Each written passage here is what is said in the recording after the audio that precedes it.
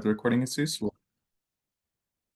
All righty, welcome everyone to the Elevate Review Panel for Individual and Creative Businesses. This is day 3 of our panel. We have 19 panels total. Going today, we're doing both Thrive and Elevate for nonprofits in a different Zoom session, and then we're doing Elevate only for individuals and creative businesses. My name is Jesus Pantel. I am the Cultural Funding Supervisor. We have DJ Lozada is our outside equity facilitator. She will make sure that both city staff and the panelists are keeping equity centered while we are reviewing these applications. The review panelists have reviewed and tentatively scored and made comments on all of the applications prior to today. They will use that as their notes for the verbal comments that they will be giving during the review panel process today. They may change their scores, but they are not required to, depending on the feedback they get from their fellow panelists. We have asked the panelists not to repeat anything that has been stated by other panelists, but to give feedback for constructive criticism and for future improvement. They are not scoring on consensus, so they may have different takes, which is fine. That's why we brought them on, is for their specific areas of expertise. So if they do have different takes on an application, that's totally fine. We want to hear all of that. Let's see if there's anything else I need to let y'all know. One of our panelists, Sherry, you can see her icon there, will be available for part of the day. So since this is being recorded, she will have the recording for the applications that she is not able to view live. So that way she can update her scores if needed. Again, panelists are not required to update their scores, but depending on the feedback from the other panelists, they may or may not change their scores. So with that being said, and also we will be timing the applications. We have a maximum of 10 minutes to review each application. If any kind of technical issues arise, we will stop the timing so that way that application gets the full 10 minutes that they are allotted. We've been averaging probably about 5 minutes per application, but it runs the gamut from 3 or 4 minutes to, 8.5 minutes. So with that being said, we'll go ahead and get started. Our first application up for review today is Sandy Carson. Melinda and Megan are our primary and secondary. And Melinda, the timing will start whenever you're ready to begin.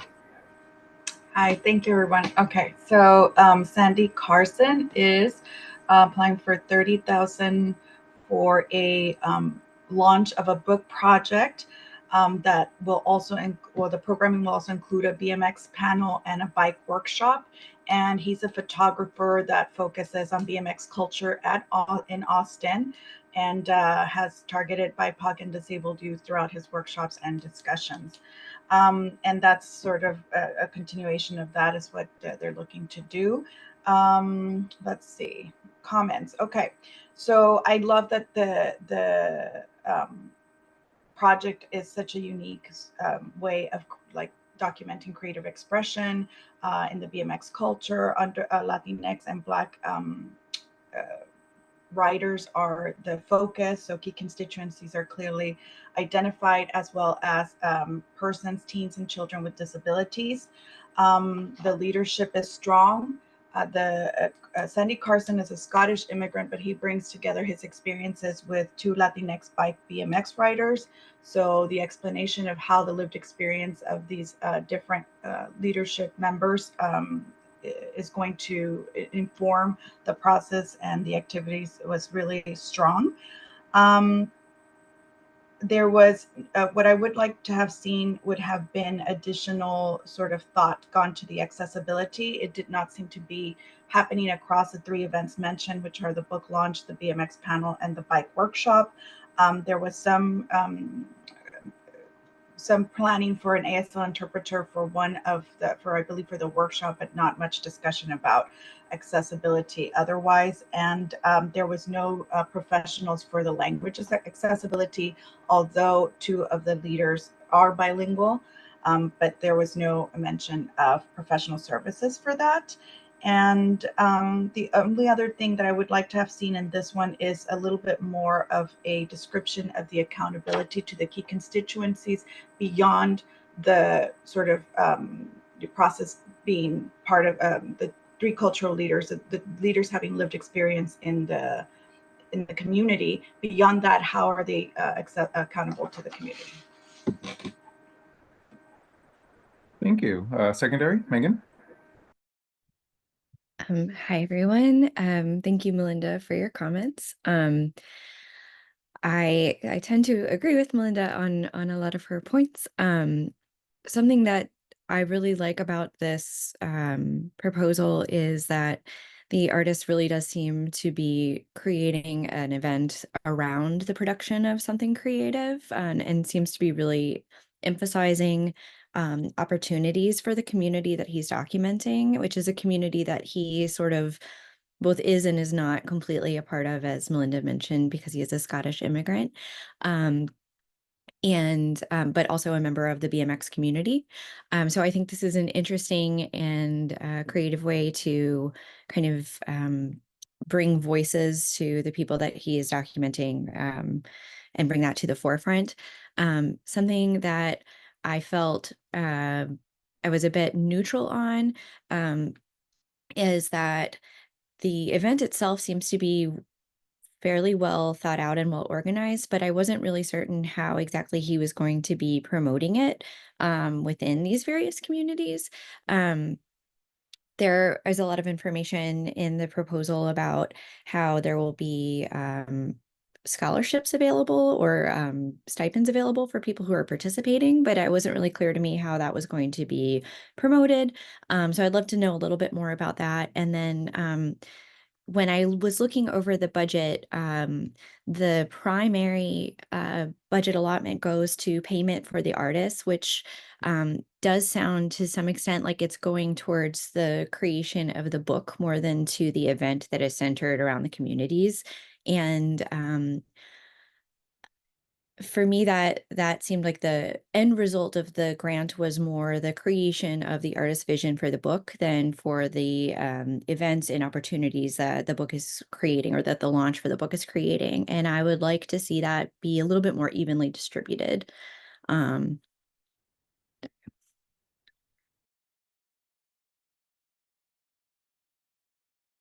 Thank you. I will state before we open up to other panelists, I think that's a good comment. One of the funding priorities of the City of Austin Cultural Arts Division is payment to artists and administrators. So just keep that in mind as you're scoring. But as Megan was saying, maybe seeing, are there other artist payments, and I'm not trying to put words in your mouth, but, are there other artist payments for the activities or events that maybe could have been included in there to help make that a stronger response, at least for that particular review panelist. With that being said, are there comments from other panelists?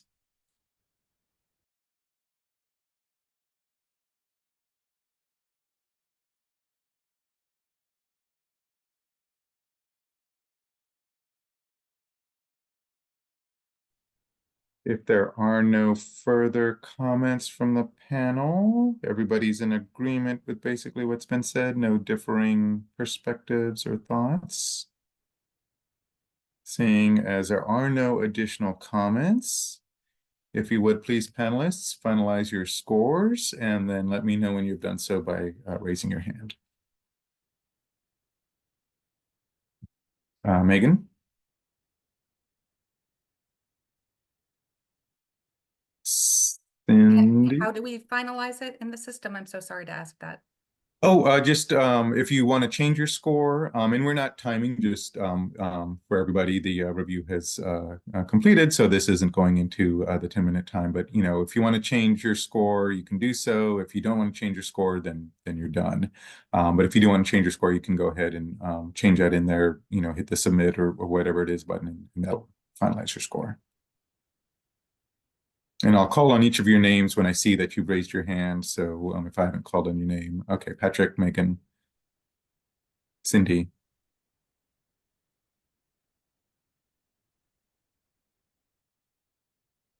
And again, Sherry is with us here for part of the day, in the later part of the day. So she will be getting a recording so she can see if she has any changes that she wants to make to her scores and comments.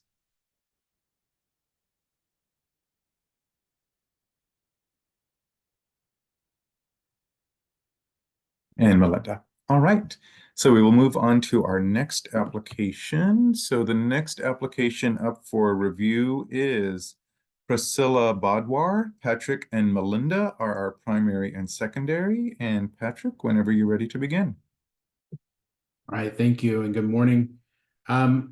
So this application, the proposed activity is asking for the full possible amount for the grant of $30,000. The budget actually shows a higher cost than that. But the proposed activity is to create an evening of live collaborative French music with string arrangements called De la France à Austin, and I won't try to do the other French part of that. But I thought one of the strengths of this application was the idea of bringing, these new arrangements into the French music with a focus on the AAPI community, which I thought was really targeting the intended audience for this grant opportunity, being people that are at risk of cultural erasure and marginalization in our community. So I thought that was a really strong element of the piece. And I thought the vision of the cultural activity as proposed in the application really did center intersectionality, because the artist's lived experience was informing the creation of the piece. And also the leadership of the organization, it's very clear, has a history with the key constituencies and lived experience with the key constituencies that they're looking to serve. And that was really reflective in the leadership and decision making.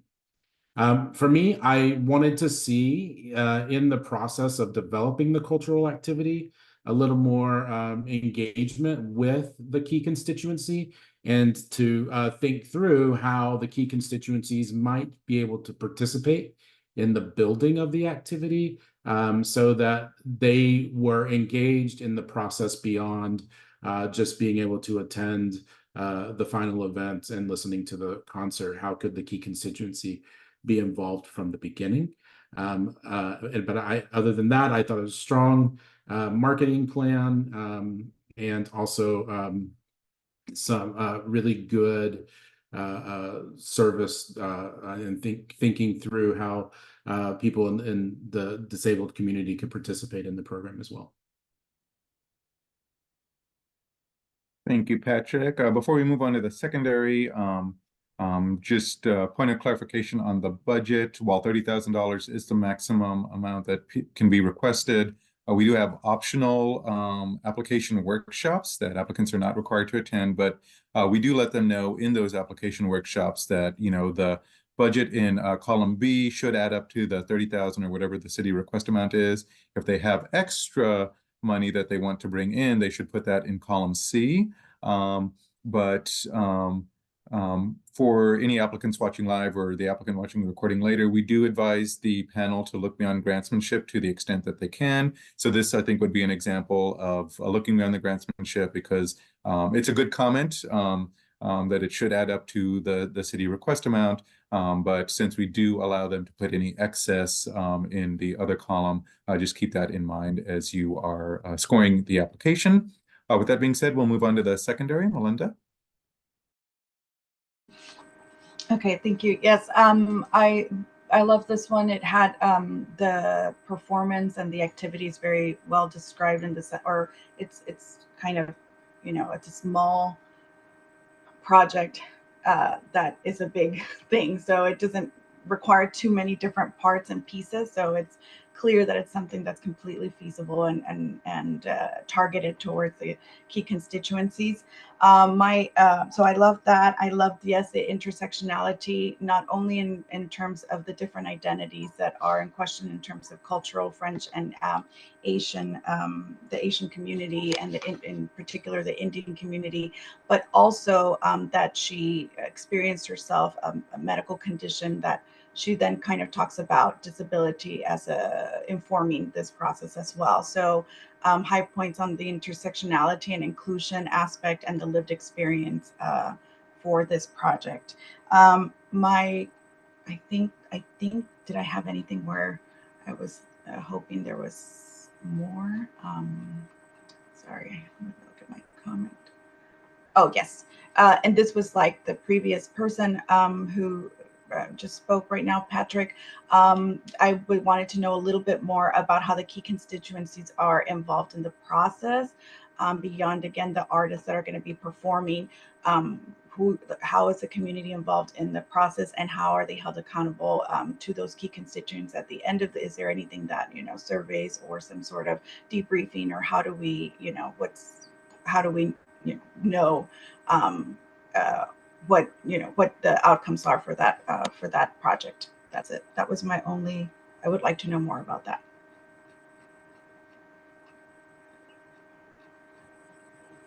Okay, is there anyone else who has would like to add any comments at this time?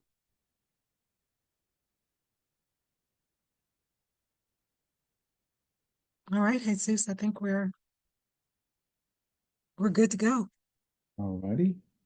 There are no additional comments, diverging opinions. Seeing as there are none, if you would please, panelists, finalize your scores and let me know when you have done so. Cindy, Megan, Patrick, and Melinda.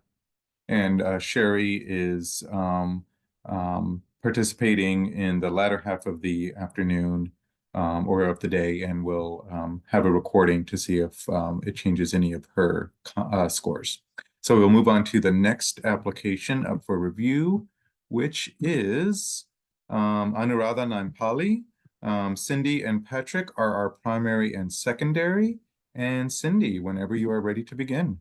Sure. This applicant has been a longstanding organization in the community, focusing on classical Indian dance, the Bharata Natyam workshop. Hopefully I said that correctly. They are asking for the full $30,000 and have several components to the programming that they would like to do.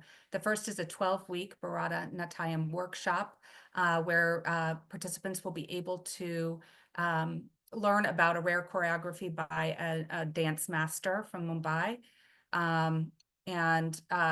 Then there will be performances of this work. There's going to be public lecture demonstrations, learning so that participants and the audience can learn the basic moves, the history and context of the dance, and public performances. And I think that this application really hit most of the the desire to engage with particular communities, to share the classical dance with the community. I do think in looking at the proposal that the engagement with the larger community comes a little later in the process. The workshop is for people who already have some intermediate skills in the dance itself. So I would love to see some engagement earlier on. But the applicant also noted that many of the participants are female, immigrant, multilingual, youth, and multi-abled, which really shows a lot of intersectionality and inclusion in the programming. I've really liked how they are considering people who need sensory adaptations to engage in performance and enjoy it. So they really have a deep understanding of how to adapt for persons with disabilities. So those were my comments. Thank you. Secondary, Patrick?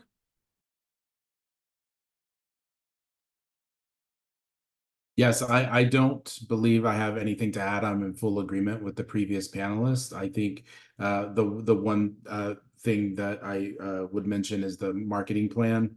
The marketing plan is very detailed and provides a really strong strategy to reach different audiences.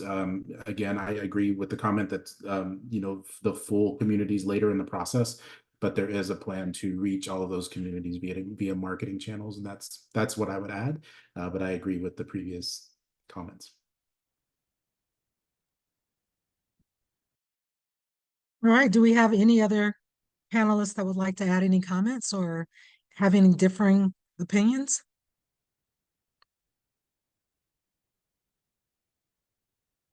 Okay, it looks like we're all in agreement and we're ready to move on to the next applicant. Jesus. Thank you. So panelists, if you can please finalize your scores if there are no additional comments, and let me know when you have completed your scoring. Patrick, Cindy, I think I saw you raise your hand. Yes, okay. And Megan and Melinda. And then Sherry will be participating later in the day. We are making a recording available for her so she can change her scores if she would like to, depending on the feedback from the other panelists. So we'll move on to the next application. So the next application up for review is Fort Lonesome Factory of Obsolescence. Megan and Cindy are our primary and secondary. And Megan, whenever you're ready to begin.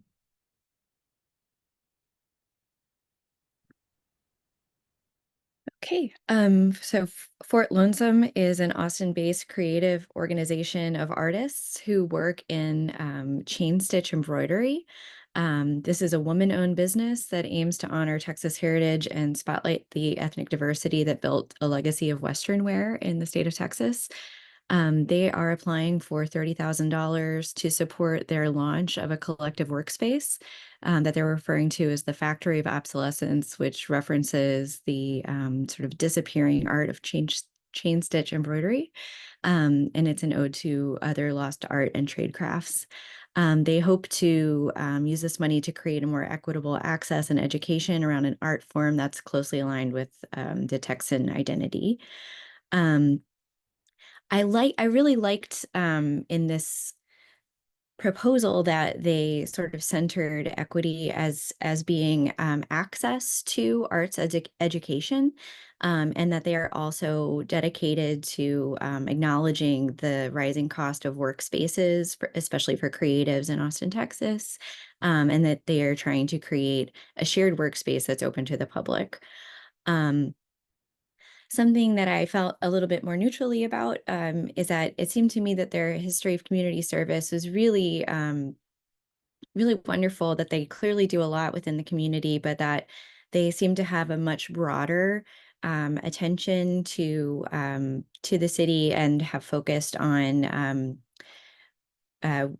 women and sort of more femme-centric issues. They've donated to Planned Parenthood, they've partnered with Planned Parenthood, and they've also worked with a number of different naturalist organizations, which to me says that they have a really broad-minded perspective, but that they're not necessarily servicing any or intentionally servicing some of the key constituencies that we're looking for.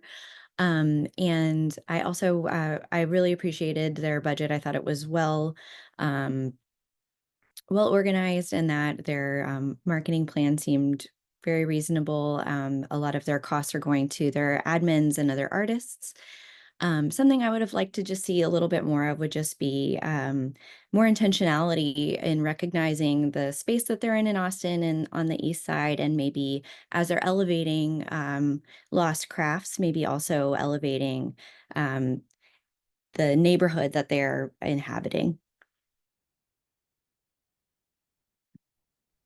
Thank you. Secondary, Cindy? Yes, I agree with all of those comments. And, I think the fact that it's a woman-owned business is really wonderful, but there was no intentionality about the activities relating to any particular constituencies. It was really more geared towards the general public, and which I think is great. I think the craft, it sounds like so much fun, but I don't think it showed the intersectionality or the engagement or explained how this craft has either evolved from or been embraced by or articulated by any of the key constituencies. And I think that that would have made it a stronger application.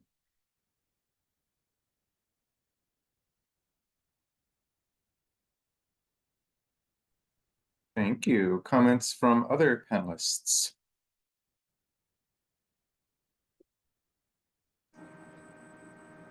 Melinda?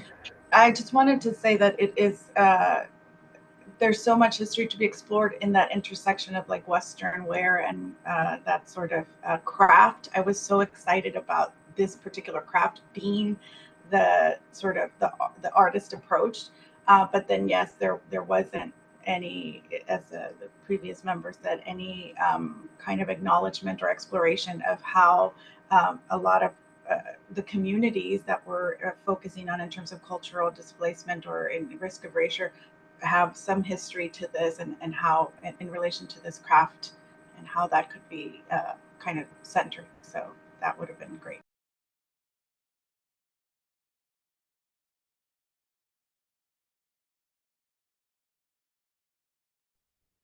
Additional comments, anything that has not been stated already that you would like to state, notes or comments that you have that have not been stated by other panelists?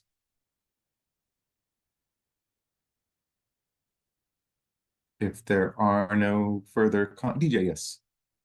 I just wanted to make the point and the reminder of how important it is to think about what cultural erasure looks like in the city of Austin and marginalized communities, and how those communities are directly impacted and affected by various programs and offerings. So I just wanted to add that reminder. Yes, thank you for that, DJ. And again, DJ is here as our outside equity facilitator to make sure that we are keeping equity top of mind, both for city staff and for the review panelists as they are reviewing and scoring these applications. So thank you for that reminder. If there are no further comments from the panel, if you would please finalize your scores and let me know when you have done so. Megan, Cindy, Patrick, Melinda, and Sherry will be joining us later in the day. We'll have a copy of the recording, so can change her scores if she needs to, depending on the feedback from her fellow panelists.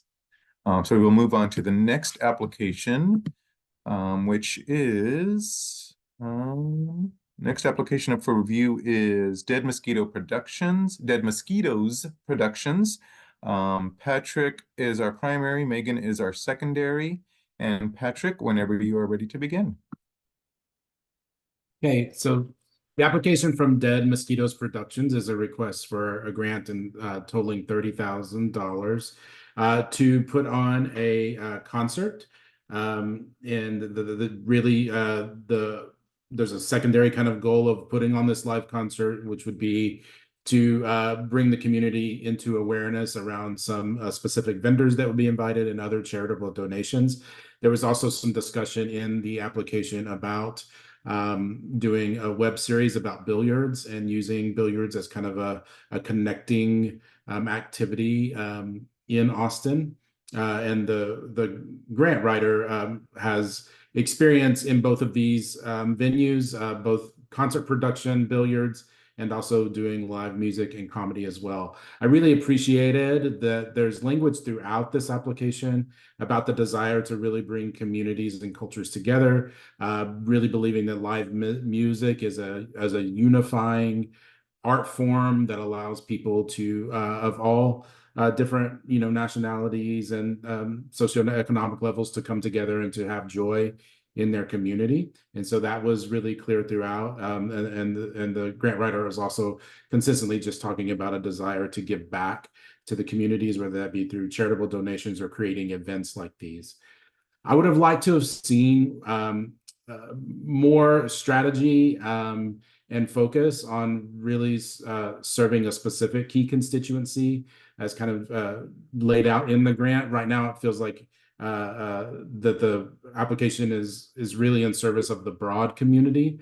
And so I think it would have been helpful to just see like if there was a more focused community that could have not only benefited from the concert, but also participated in building the concert, so that you have that community really helping to engage with the activity. And then also really would have benefited too from some intentional thought around how to make the event more accessible, both language and ability. And so that would have benefited, so that if there was more thought about that and how everybody could enjoy the event. Past that, I thought the budget was reflective of what was proposed, and just needed some more specificity around the key constituencies. Thank you. Secondary, Megan? I completely agree with Patrick. I thought that this had a lot of heart and a lot of excellent intention, and that the main thing that was missing for me in this application was the intentionality of including different any of our different key constituency communities. It really did seem like it was a very broad proposal that was not reflective necessarily of this particular grant, that the person who applied for it, or the organization that applied for it, had a lot of energy and exciting ideas. And I do agree that the budget seemed very appropriate for what was proposed. I definitely would have liked to have seen more accessibility and language accessibility accounted for. And while I think the sort of very broad definition of intersectionality was addressed in the essay, it was really more about and being very inclusive of everyone always, without any sort of real intentionality of making people feel comfortable and at ease. And I feel like I missed that intentionality in that particular part of the application.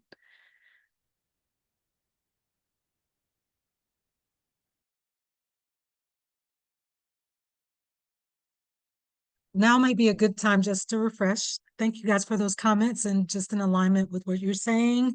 And as a refresher to the group in general, applicants that are representative of, serve, and are accountable to communities that are at immediate risk of cultural erasure or displacement within Austin, or who have been institutionally marginalized and underfunded by the City of Austin Cultural Arts Division. And these applicants may include applicants that directly serve Black, African American, Native American, Asian, Hispanic, Latino, Middle Eastern, Pacific Islander communities, as well as the LGBTQIA and or disability communities. So it's very nice to hear you all speaking about keeping these things at the front of mind. And with that, are there any other comments or differing opinions that would like to be shared by the panelists? Anything to add? Cindy? Yes, I was, as Megan was talking, I think it's important to understand when you're putting together programming that just inviting people isn't the same as creating an environment where people feel like they belong. And I think that that's another area that the applicant could work on, figuring out how to make people feel included and as if they are belonging in this programming.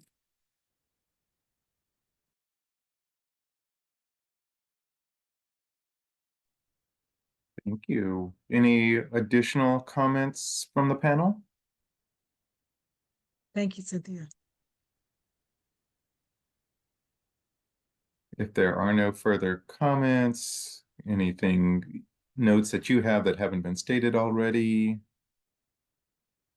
Seeing as there are none, If you would please finalize your scores and let me know when you have done so. Cindy, Megan, Patrick, and Melinda. And Sherry is available for the latter part, so she will be getting a recording, so that way she can change her scores if she would like to, depending on the feedback provided by the other panelists. So we will move on to our next application, which is World Music Encounters at St. David's. Melinda and Cindy are our primary and secondary. And Melinda, whenever you're ready to begin. Hi, yes, this is a proposal from, let's see, okay.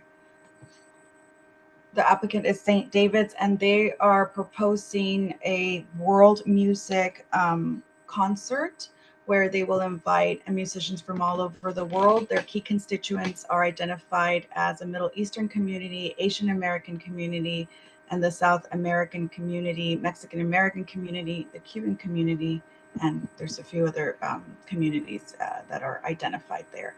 The strong thing to note about this application is that it definitely recognizes the need for representing music of from all different cultures, and it has a wide variety of like extending out these invitations to different artists from different places in the world, from different types of communities. However, something that's missing here is that it had a potential for a responsible approach to intersectionality, given that it's bringing in a lot of different types of music and communities in Austin, but it's not the applicant responded to that they couldn't speak to intersectionality. So that was one place where I think really there was a potential to give some thought there, I wanted to hear more about that. The accessibility as well, was the plan for accessibility was lacking. And my other issue or my other comment here with this application is that the lived experience for the cultural leadership seems to be lacking. The person who's applying for the grant talks about having worked with the community in terms of kind of a journalist, traveled around different countries and learned about world music, but that doesn't seem to be enough to sort of properly represent the key constituencies. Thank you, Melinda. Secondary, Cindy? Yes, I thought this application sounded like it was going to be a great music series, but that it's just in its infancy. I hope that the applicant continues to really formulate how that this could grow into being something more. The one place I wanted to talk a little bit about is the marketing plan. I think that, there could be more thought given to how to market the programming to tourists, to get to new audiences. I think that there could be a little more thought there for the future.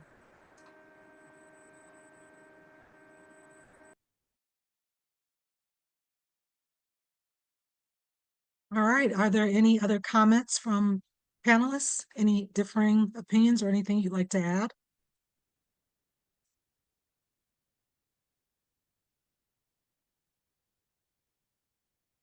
Okay, with that, Jesus.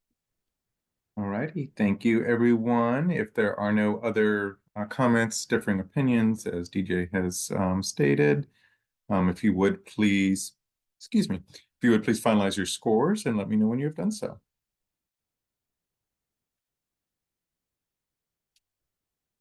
Patrick, Megan and Cindy, and Melinda.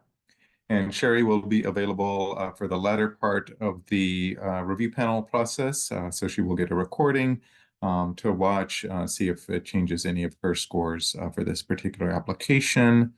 And we are scheduled for a break. We're about 30 minutes ahead of schedule, so we will stop the recording.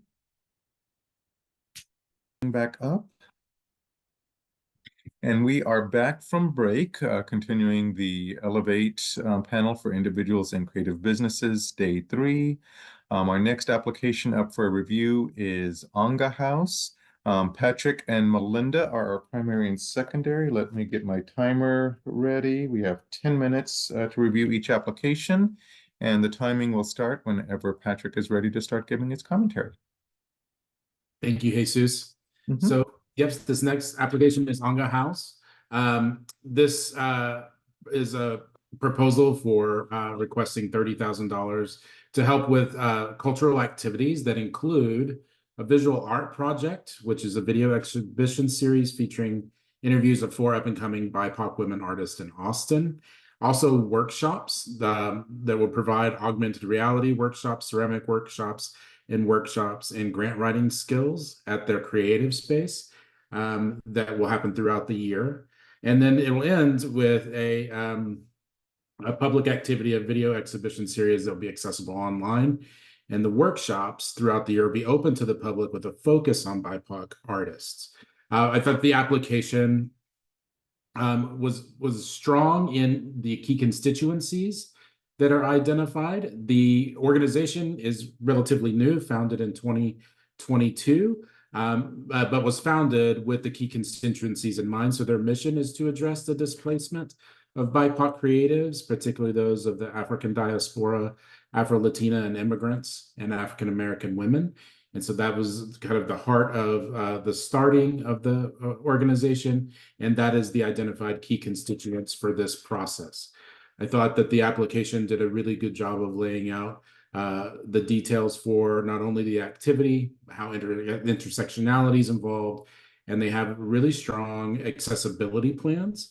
They make it clear in the application that that it is a value of theirs to utilize professional services to help with their accessibility plan, so that there is not the mistakes that automatic tools can often bring, so that they are really utilizing professionals to do that. I thought the marketing plan looked strong, along with the budget was very reflective of what was laid out in the proposal. So for something that might have helped this proposal a bit is just a little bit more detail on how the key constituents will be involved throughout all of the proposed activities. They did have a bullet point for constituency involvement that talks about the artist being central to the exhibition and shaping the content and narrative of that video exhibition. But I was just wanted a little bit more detail on how the key constituencies would be involved throughout, like with the planning of the workshops, the implementation of the workshops. I know that they are beneficiaries of the workshops for sure, but is there a way to integrate them fully into that process? But that was my only piece of feedback for this proposal. I thought it was very clearly stated what the goals were and how they would be achieving those goals. Thank you. Secondary, Melinda? Yes, this was a very strong proposal. I agree with all that's been said. I wanted to add that I was particularly excited about the cultural leadership. Very strong and multiple key constituencies were represented in the cultural leadership, and it's not just one person but a group of people. So that was really that was a strong aspect of this that hasn't been mentioned. And then I think the other sort of strong points that haven't been mentioned was marketing was targeted and explained for all the different audiences that were listed in the application. And I also thought that it was an excellent component of the programming was this workshops on business and leadership for artists who are producing work and have been before, culturally displaced or are at risk of cultural erasure. All right, those are excellent points. Does anyone else have anything to add to or have a differing opinion about scoring this particular applicant?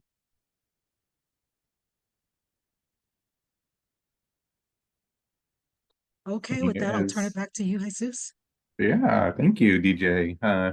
I saw a couple of y'all shaking your heads. We have asked the panelists not to repeat anything that has already been stated, so the panelists seem to be in agreement with what has been stated about this application. So with that being said, panelists, if you will, please finalize your scores and let me know when you have done so.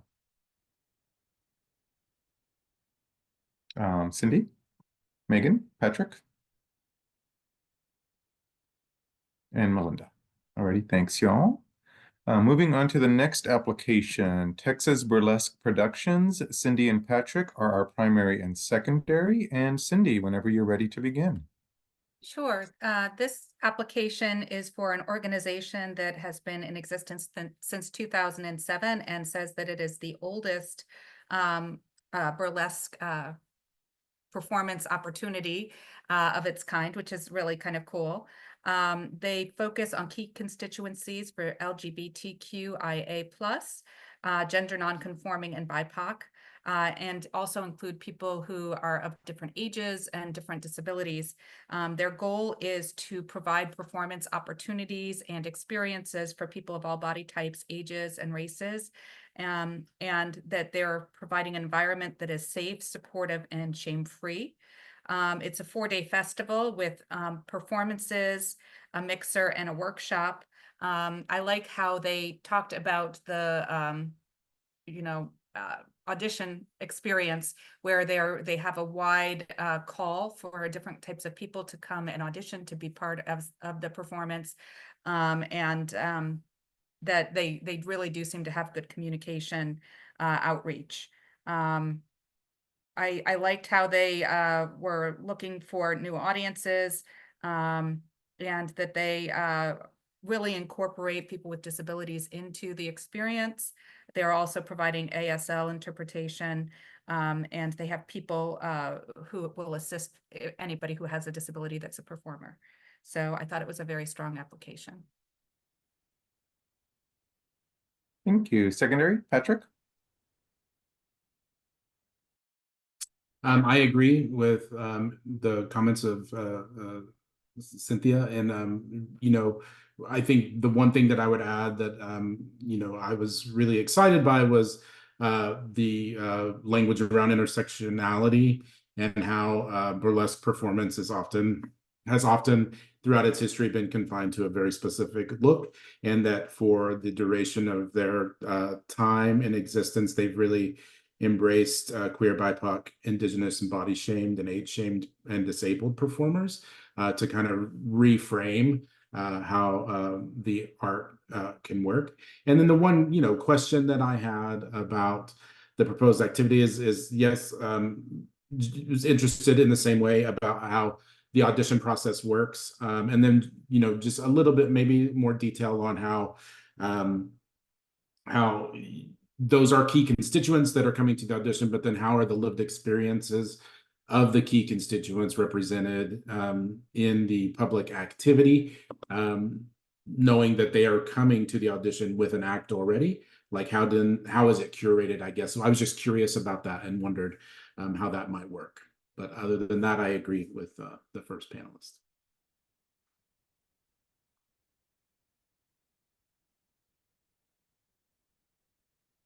Okay, with that, do we have any other comments? Seeing none, I turn it back over to you, Jesus. All righty, thank you, DJ. Any differing perspectives, any comments or thoughts that you have that haven't been stated by the other panelists already? Seeing as there are none, if you would please finalize your scores and let me know when you have done so. Melinda, Patrick, Megan, and Cindy. And Sherry is unavailable for the first part of our review panel today, is available for the second part. So she will be receiving a recording. She, along with all the rest of the panelists, can change their scores, but are not required to do so after hearing what their fellow panelists have to say.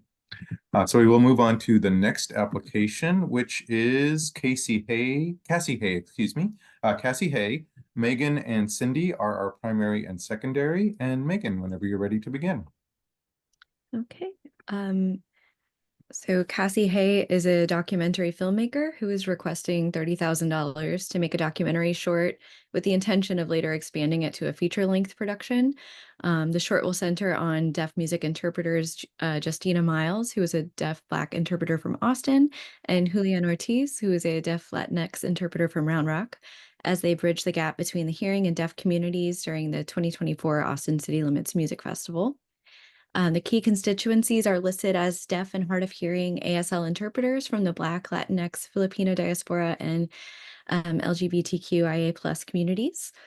The grant funds will go primarily towards production costs, including payments for artists and administrators.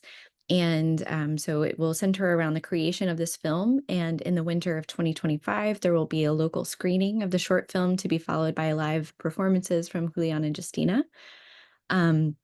I thought this was a very strong application. I really appreciated that from the very beginning, each answer seemed to really center intersectionality as a key component of the application. And I thought that was very clear in all of their answers. I also really liked their statement that central to their approach is the idea that accessibility is not charitable. I think that that really captures the spirit of these grants. I found that as a documentary filmmaker, her service to this very specific community of deaf and BIPOC ASL interpreters is new, but she has a really seemingly excellent track record of centering a variety of different types of BIPOC stories in her other works. And I really appreciated that there is a person who's hard of hearing on staff, in addition to the two people who will be sort of centered in the documentary as subjects. And the only thing that I really would have liked to have seen from this application that I didn't see is that given the subject matter, there's a hyper focus on accessibility for those who are hearing impaired, but there was not a focus on including anyone who might be visually impaired or otherwise disabled in the accessibility portion. But all in all, I thought it was a very strong application. Thank you. Secondary, Cindy? And I agree with everything that Megan said. I was thinking that the area for me that could have had a little more clarification is the discussion of the intersectionality. You know, clearly people from different groups were selected who were experiencing, you know, deafness or being hard of hearing that were going to be the focus of the filmmaking.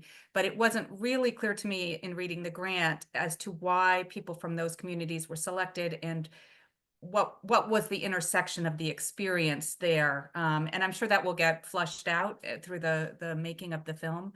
But I think that that seems like an interesting topic, but it really wasn't fully articulated to me.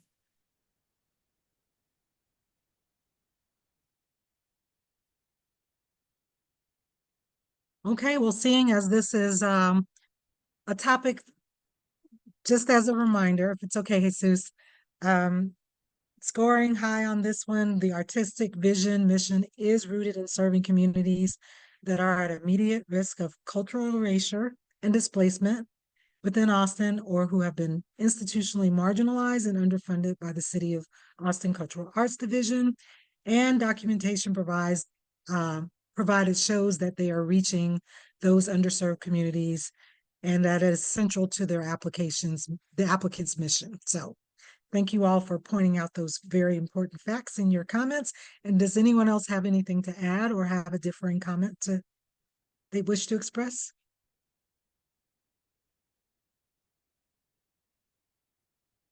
All right. Jesus? Seeing that there are none. Thank you, DJ. And thank you again for that reminder. DJ is our outside equity facilitator, making sure that both myself, city staff, as well as the review panelists are keeping equity top of mind as we are reviewing these applications. So if there are no differing opinions, comments, or thoughts that you have that have not already been stated by other panelists, we are also asking panelists not to repeat what has been previously stated. So if there are no additional comments, if you would please finalize your scores and let me know when you have done so. Melinda, everybody. Yes, thank you. And then Sherry is not available for the first part of the review process, but is available for the second part. So we'll be getting a recording. So can change her scores if she would like, depending on the feedback provided by the other panelists. With that being said, we'll move on to our next application, which is Coronado Print Studio. Melinda and Megan are our primary and secondary. And Melinda, whenever you're ready to begin. Oh, and you're muted, Melinda. So the timing will start when Melinda is unmuted and speaking. Okay, thank you. All right, for Coronado Print Studio, they're requesting $30,000 to produce 3 solo and 2 group exhibitions, artist exhibitions, as well as 1 published print for each participating artist at no additional cost to the artist. They provide an excellent description of their programming, and they another thing that's strong is that they already have a list of committed featured artists and a clear timeline for the activities. For this one, I think I had everything looked really strong. Let me see where, sorry, I have to open my review real quick. I had notes.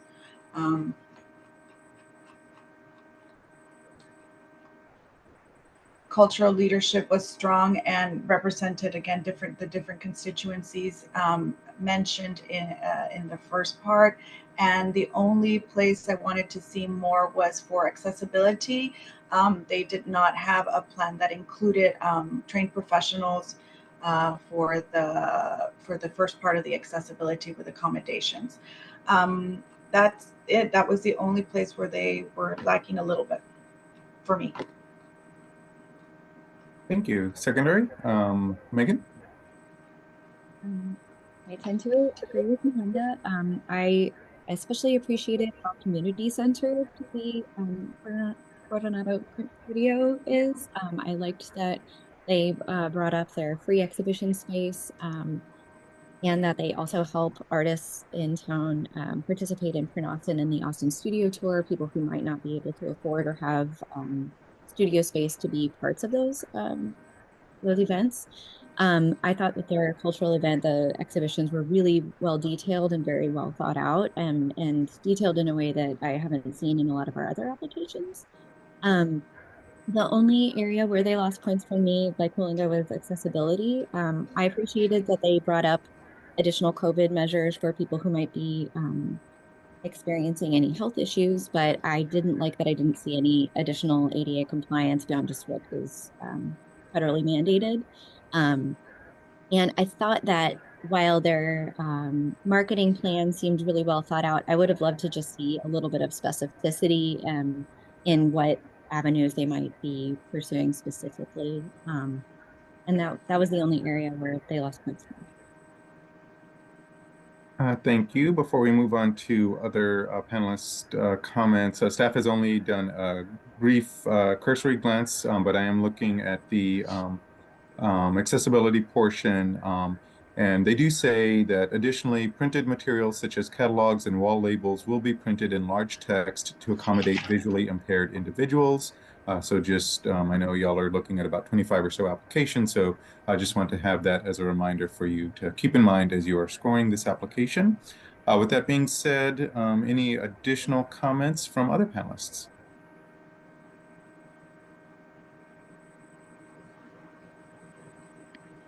Or differing takes, thoughts that you have that have not been stated by other panelists? Cindy, yes.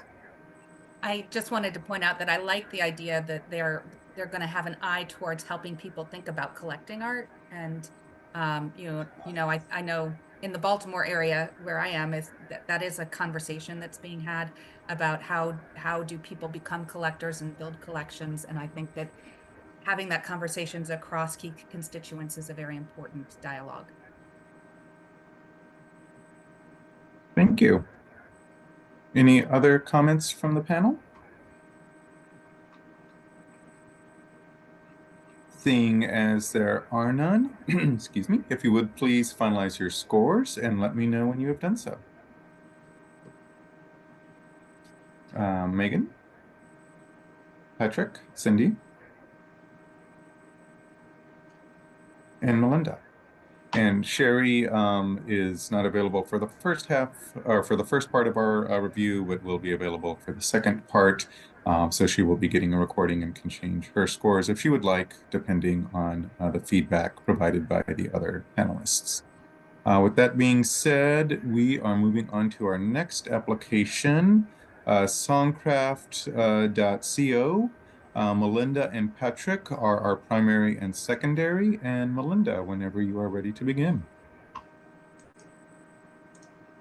Oh, I'm unmuted already. Okay, I'm ready. Okay, so Songcraft, is that, I'm sorry. Okay, so this artist is applying for 30,000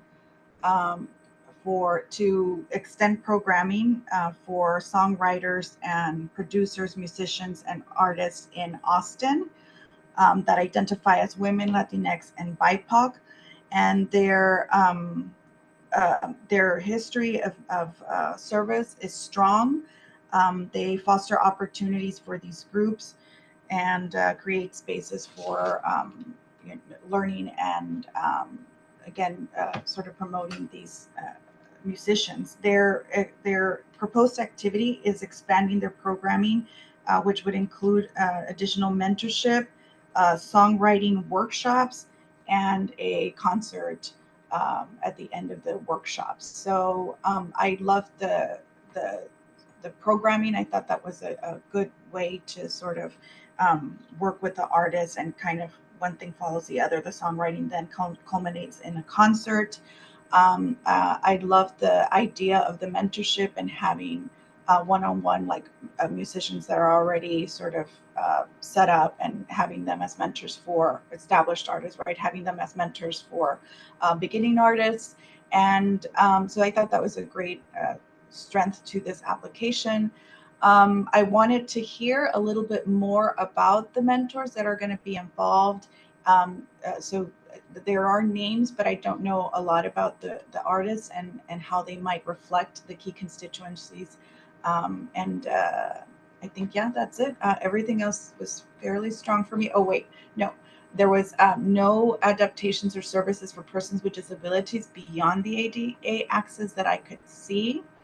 And the language, there was planning for language accessibility, but not engaging with trained professionals for that. Intersectionality was an excellent, there was an excellent narrative and sort of understanding of what that meant and how that would be part of this project. Thank you. Secondary, Patrick? Yes, I agree with the comments that were previously stated. The place that I would continue to ask questions about for, the applicant is in the area of accessibility. I think that there is a case made here for to create programming that is accessible to all income levels, and wanting people to be able to have access to the program via Zoom and online functionality, and just needing a little bit more information on not making someone who may need additional space or accommodations only be able to have accessibility from an online platform. Like, if they want to come in person, what kinds of accommodations could be made that would be intentional around that. And so I just think some more detail and thought around how to open the space up for these one-on-one trainings and workshops that do allow anybody to participate who would prefer to be in person, but might not be able to based on the stated accommodations, and would then have to do it virtually. And so just a little bit more language and strategy around that, I think, would have really helped this application be even stronger. But it was a strong application. And like I said, I agree with the previous comments. Thank you. Before we move on to additional commentary, I can't remember if the comment was made for the language accessibility or just the accessibility for like disabilities, but for language accessibility, They do state in the application as a certified Spanish-English translator / interpreter and bilingual Hispanic woman. So just speaking to the trained professional part of the application question. Yes. So additional comments, differing takes, any comments or thoughts that you have that have not been stated by other panelists?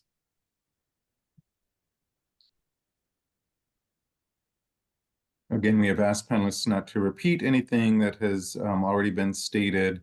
They are not scoring on consensus, so we do want to hear if they do have different takes from what other panelists have stated, but if they are in agreement with what has been stated, again, we've asked them not to repeat. So unless they would really like to emphasize a point. So if there are no further comments, if you would please finalize your scores and let me know when you have done so. Patrick? Cindy, Megan?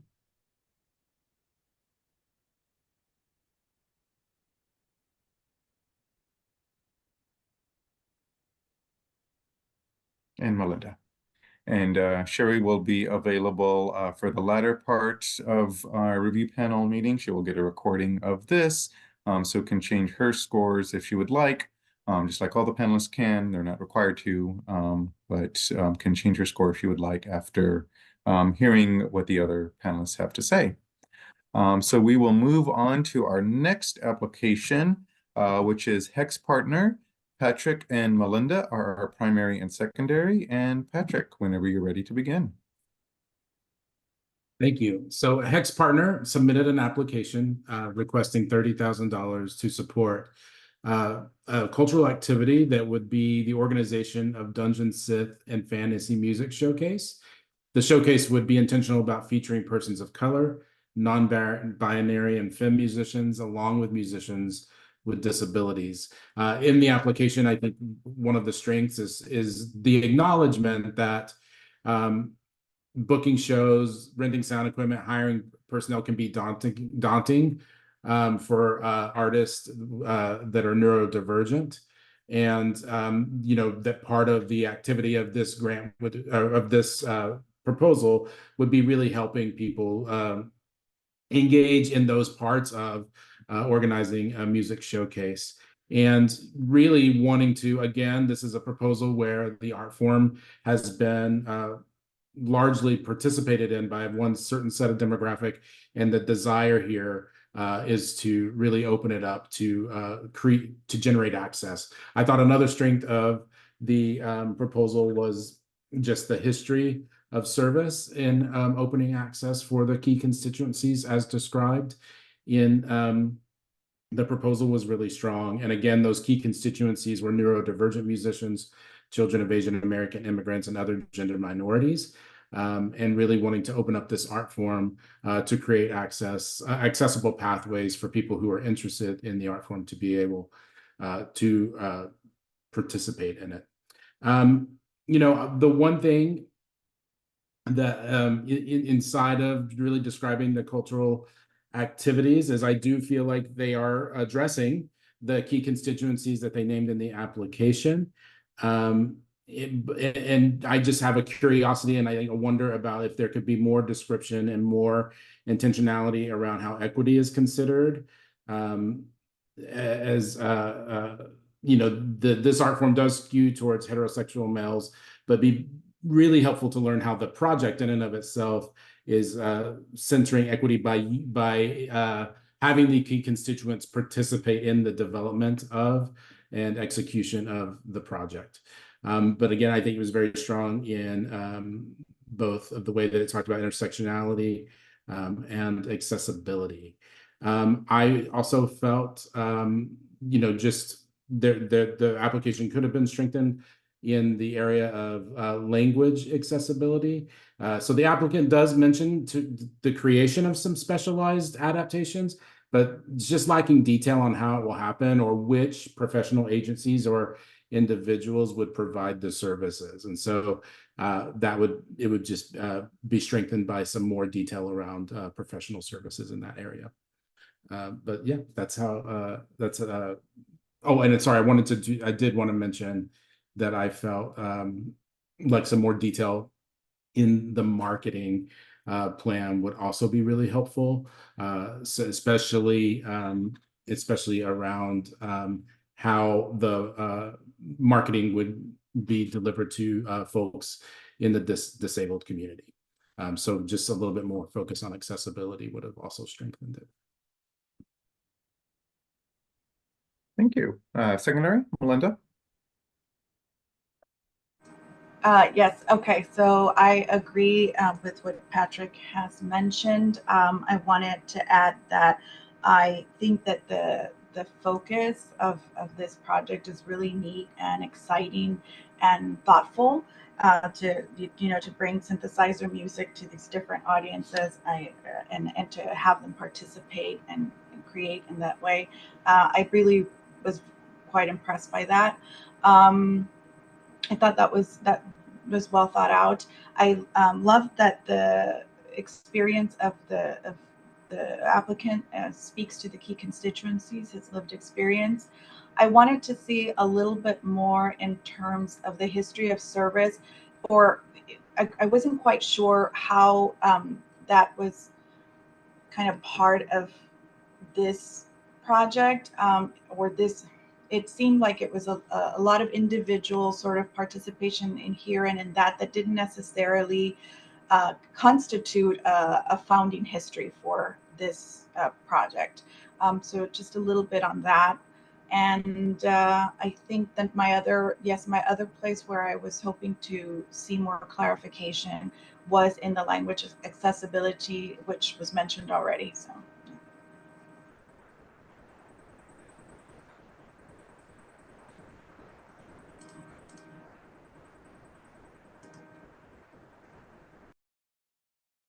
Sorry, you're muted, DJ. I was looking at the application. Didn't have the one screen. Go ahead. Okay, yeah, I just wanted to emphasize and focus on a point that Cynthia made earlier, not specific to this application, but because so much was mentioned in this process about the audiences that they're bringing together. I just wanted to refocus on what it means to be inclusive and remind our panelists that while an inclusive group is by definition diverse, a diverse group isn't always inclusive. So without making sure that the people who are being included have actual the ability to make decisions and help to form the activities that center around them, that there does not necessarily mean that it is also inclusive. So I love that you guys are paying attention to those things. And I just encourage to keep that front of mind moving forward. Thank you, DJ. With that, oh, Cindy, go ahead. Yeah, I was looking at my comments and, Patrick noted that there could be more detail in certain areas. I also thought I wasn't completely clear on the activities that were being proposed. There was some sort of mention about developing a label, but that didn't really get fleshed out as to what that meant. It wasn't clear how many performances or workshops there would be. There was just a lot of, more detail that would have been very helpful to understand what exactly is planned. Thank you. And one of the reasons I didn't see DJ speaking earlier is, I only have one screen, and I was kind of looking at what Cindy had just said about the history of service. We do, in like one-on-one application scenarios, if applicants call us, we will sometimes tell them to use the history of service, or advise them to use the history of service section to like kind of show that they have that 1 year minimum history living and working in Austin as an artist to meet the eligibility requirements. But with that being said, I was looking at that and then looking at the cultural activities.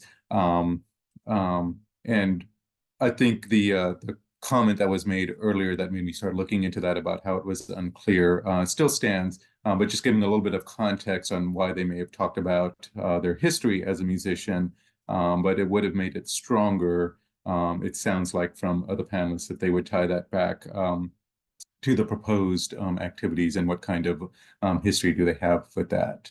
With that being said, we have just under 2 minutes left to review this application. Are there additional comments, differing opinions, thoughts that you have that have not been stated by another panelist already?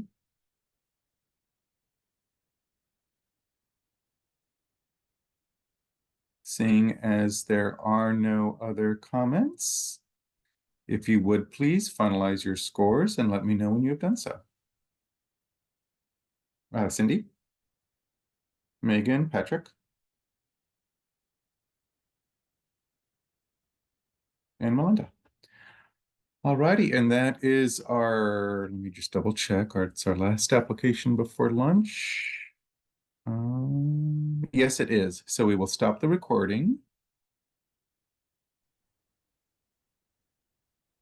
And welcome back from lunch. We are on the Elevate Review Panel, Individuals and Creative Businesses, Day 3. My name is Jesus Pantel. I am the Cultural Funding Supervisor. We have DJ Lozada as our outside equity facilitator here. She's making sure that both city staff and the review panelists keep equity centered when reviewing these applications. The review panelists have reviewed and tentatively scored all applications prior to today. They will be discussing them verbally using their preliminary notes and scores to inform what they will be talking about verbally. They may, but are not required to change their scores depending on the feedback and comments from other panelists. We ask that the panelists not compare one application to another, but they're just comparing how, or scoring the application based on how it meets the review criteria. The panel is not scoring on consensus, so they can have different takes. They may have a similar take. We ask panelists not to repeat anything that has been previously stated by another panelist, but they can repeat if they'd like to just emphasize something or to let the applicant know what they think of the application. And then again, if they do have divergent takes, that is fine. We brought these panelists on board for their specific areas of expertise. And so if they do have divergent viewpoints, we do want to hear that because again, we're not scoring on consensus. We have a 10-minute maximum time for each application. I will be keeping track of the time. The time will start once the primary starts giving their comments. I will stop the timer if we have any kind of technical issues, internet outages, anything like that. So that way the application can get the full 10 minutes that it is allotted to be reviewed. So with that being said, we will move on to our next application to be reviewed first after lunch. So next application up for review is Mickey Itzig Son. Cindy and Patrick are our primary and secondary. And Cindy, whenever you're ready to begin. Great. Mickey is an independent individual visual artist. She has a history of having been a musician and was a touring musician when the pandemic hit. And that at that point, she started to paint and has had one exhibition that focused on female songwriters as a subject matter. She is looking for $30,000 to put together a second one-person show. She's expecting to be able to show a visual art, exhibition, and during some of the openings there might be live music from the Austin music community.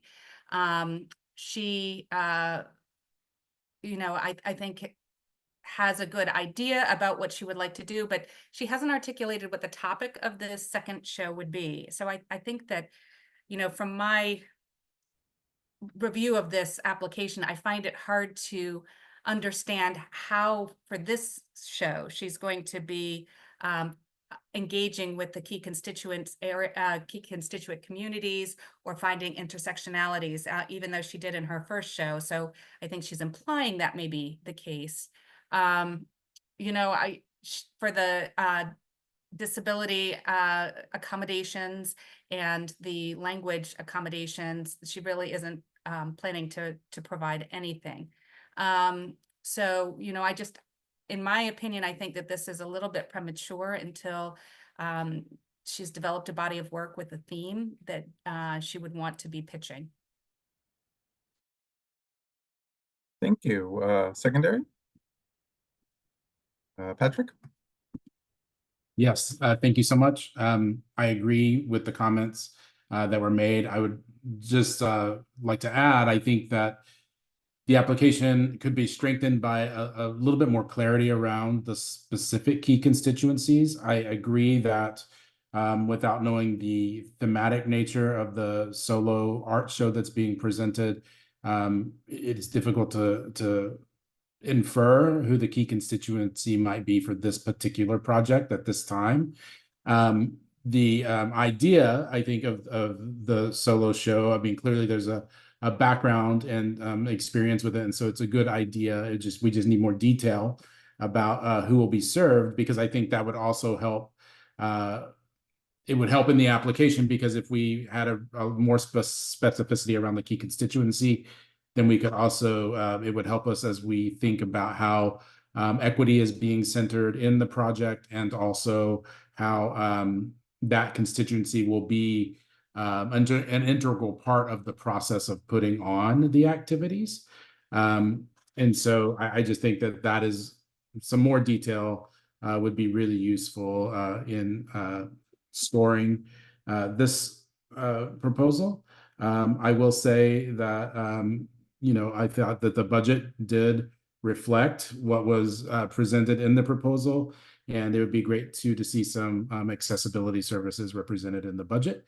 Other than that, yep, I agree with the previous panelists' comments. Megan, I saw you nodding along. Is there anything, not to call you out, but is there anything specifically that you'd like to add to the discussion? Well, sorry, I have one of those heads or faces that can't contain anything I'm thinking. So I should just shut my video off. I think that when I was reading this application, I identified with a lot of things that the applicant was saying, and I think I understood where she was coming from, but to me it fell short of some of the criteria that we're looking for this specific grant. I thought that if this was a kind of a more general grant to create an art project, this would be a really fine candidate. And I wonder if perhaps the applicant is thinking about, I wonder if this applicant is thinking that key constituencies at risk of erasure or displacement includes any and all creative people in the city, as like socioeconomics are sort of like displacing a number of people in creative fields who are often kind of underpaid or undervalued, and that she might not be thinking in a more intersectional way, or that she might be generalizing what that means with a different definition than what the city of Austin has outlined. And I know that that was very like clearly outlined in a lot of the application materials by the city of Austin, but that was sort of the way I was interpreting this application. Wonderful. Anyone else have anything to add or have a different point of view they'd like to contribute about This is Jerry. I actually felt like this applicant equated the word affordable with equity. It felt to me like she thought that by making it free or not very expensive, that reached the constituency. And I agree with everything everyone else said. It felt a little like maybe she didn't actually read the application with very much, you know, thought, because there's so many of the rubrics that aren't even mentioned in the proposal. Thank you for that feedback. Is there anybody else? Okay. Jesus? Thank you, DJ. Thank you, panelists. If there are no further comments from the panel, again, we ask panelists not to repeat anything that has been stated by previous panelists, but if you do have differing viewpoints or a thought or a note that has not been mentioned by other panelists, we offer you the opportunity to do that now. But if there are no further comments, if you would please finalize your scores and let me know when you have done so by raising your hand. Cindy? Share everybody else. All righty, thank you. All right, our next application up for review is Sky Candy. Megan and Cindy are our primary and secondary. And Megan, whenever you're ready to begin. Okay. Sky Candy is an organization of circus performers and aerialists that formed in 2010 with a focus on centering marginalized voices in an art form dominated by thin, white, female presenting performers. Their key constituencies are their performers, community audiences, and collaborators who they identify as BIPOC, queer, disabled, and/or part of other marginalized groups, particularly people in larger bodies who are rarely represented in the dance or aerial arts world. Sky Candy is seeking $30,000 to support their 2024-25 performance season.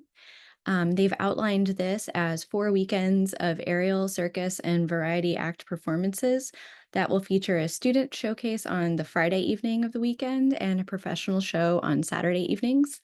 These shows will all be open to the public. The student showcases feature performers from their base students, so their local students in Austin, and their professional and invitational spots will go exclusively to BIPOC, queer, non-binary, trans, and larger-bodied performers from other artistic practices such as drag, burlesque, or dance. And it sounded to me as though those would be sort of open auditions, but that they have some criteria that they'd like to meet to create an inclusive experience in the actual performances. Their programming will include bilingual written programs and live ASL interpretation, and will be filmed professionally and put online for anyone who would like to watch but is unable to attend in person. I thought this was a strong and well-written proposal. I really appreciated their very detailed event schedule. I thought it seemed very well planned, and they've already sort of seemed to have things in motion. I appreciated their approach to how they program with the intention of centering people who have intersectional identities. And I think that by intentionally featuring performers with intersectional identities, they are trying to promote inclusivity. I also appreciated in their application an open acknowledgement of intention to center equity and opportunity in their hiring practices. So they mentioned that they do not close their postings until they have a pool of candidates that represent their key constituents. Their leadership seems to be very strong in shared lived experiences with their listed key constituencies. And they also mentioned the use of professionals in ASL interpretation and bilingual show programs. Something I would like to see from this organization or in this application, personally, I think that this is a very expensive activity to participate in, to become a student of. And since the organization mentions in their budget that the student performers and the showcases are given free training as an in-kind donation, I would love to just see that expounded on a little bit and learn more about how they might make this a more accessible activity for people who are interested in joining but might not already have experience or already be at a performing level. And that was really the only area where I wanted to see additional information. Thank you. Before we move on to the secondary, just a point of clarification, and I don't think this is what the primary was trying to say, but just so the panelists are aware, there is no matching requirement for our grants. And so all they are required to show is the 30,000 or whatever amount that they are requesting. But that being said, additional detail, and I've mentioned in some of our previous applications that we do have optional application workshops, and at those we do mention that if you do have in-kind or other types of funding, it would be nice to include those in the application, because panelists do like to see that. It gives a more holistic look at the budget. So just hold those two things in mind as you are scoring the application. And we will move on to the secondary, which I believe is Cindy. Yes, I agree with what Megan said, and I think it was a very well done application. I appreciate all the detail. I think the concept is very, very solid. You know, I know that they met the rubric for accommodations for people with disabilities, but I think because it's performance-based, it would be nice for them to just think a little bit more about how they might handle having sensory sensitive performances, just because I think in performance space, that's a good thing to do. But I thought the application was fine.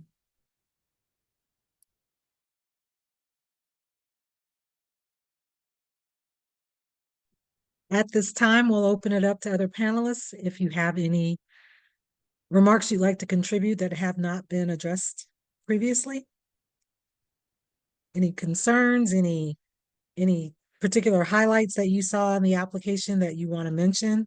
Anything you think they need to work on? All good? All right. Yeah, thank you. Seeing as how there do not appear to be any additional comments from the panel, if you would please finalize your scores and let me know when you've done so. Sherry, Melinda, Patrick, Cindy, and Megan. All right. Next application up for review is Where Y'all At Though? Sherry and Megan are our primary and secondary. And Sherry, whenever you're ready to begin. Oh, and you're muted, and so the 10-minute timer will not start until you're unmuted and giving your comments. Sorry about that. I didn't know I was going to be doing this. So this is an application from an individual who primarily does programming for neurodivergent musicians, Asian American immigrants, and other ethnic minorities. The music is using synthesizers, and the work is created with it's abstract music with those audiences in mind. The application, oops, oh no, my mouse has frozen and I can't scroll. Can I have the second person speak, and I'll be right back with you? Yeah, and I have paused the timer so that way we get the full 10 minutes of that. I will resume the recording when the secondary, which is Megan, starts giving her comments. I want to clarify, we're reviewing Where Y'all At Though? Yes. Oh. Should. It's okay. There's a lot of different things to toggle between. I was on Hex Partner. I beg your pardon. No worries. I thought it was me. No worries. My notes for this, this is an organization called Where Y'all At Though, or WYAT, which I think is charming. This organization serves Black and Brown communities in Austin, Texas. They list their key constituencies as Black and Brown individual and families who seek to preserve their cultural heritage, local artists and performers from marginalized backgrounds, and community groups and organizations focused on cultural preservation and equity. I'm afraid I was not able to find their founding year in the application, although I may have missed it, but they mentioned that they formed in response to the rapid gentrification of Austin and cultural erasure of Black and Brown communities, and say that their goal has always been to help these communities find and build connections. And they do this through improving access to opportunities, creating leadership roles within their organization, job creation. They also provide resources and support to community members to help them navigate the challenges of gentrification, create spaces for networking, and provide mentoring and partnerships. They are seeking $30,000 in order to create an event called Yeehaw, which I also find charming. Although I guess that's not what we're reviewing, which would be a family-friendly event celebrating Black and Brown cowboy culture. This event will feature 3 local DJs and 4 live performances that highlight country music. They'll have 2 line dance instructors. They'll serve barbecue and culinary delights from local culinary artists. There will be 2 art exhibits about Black and Brown cowboy history. Also activities for children like face painting, games, and crafts, and this will be held November 2nd at Assembly Hall.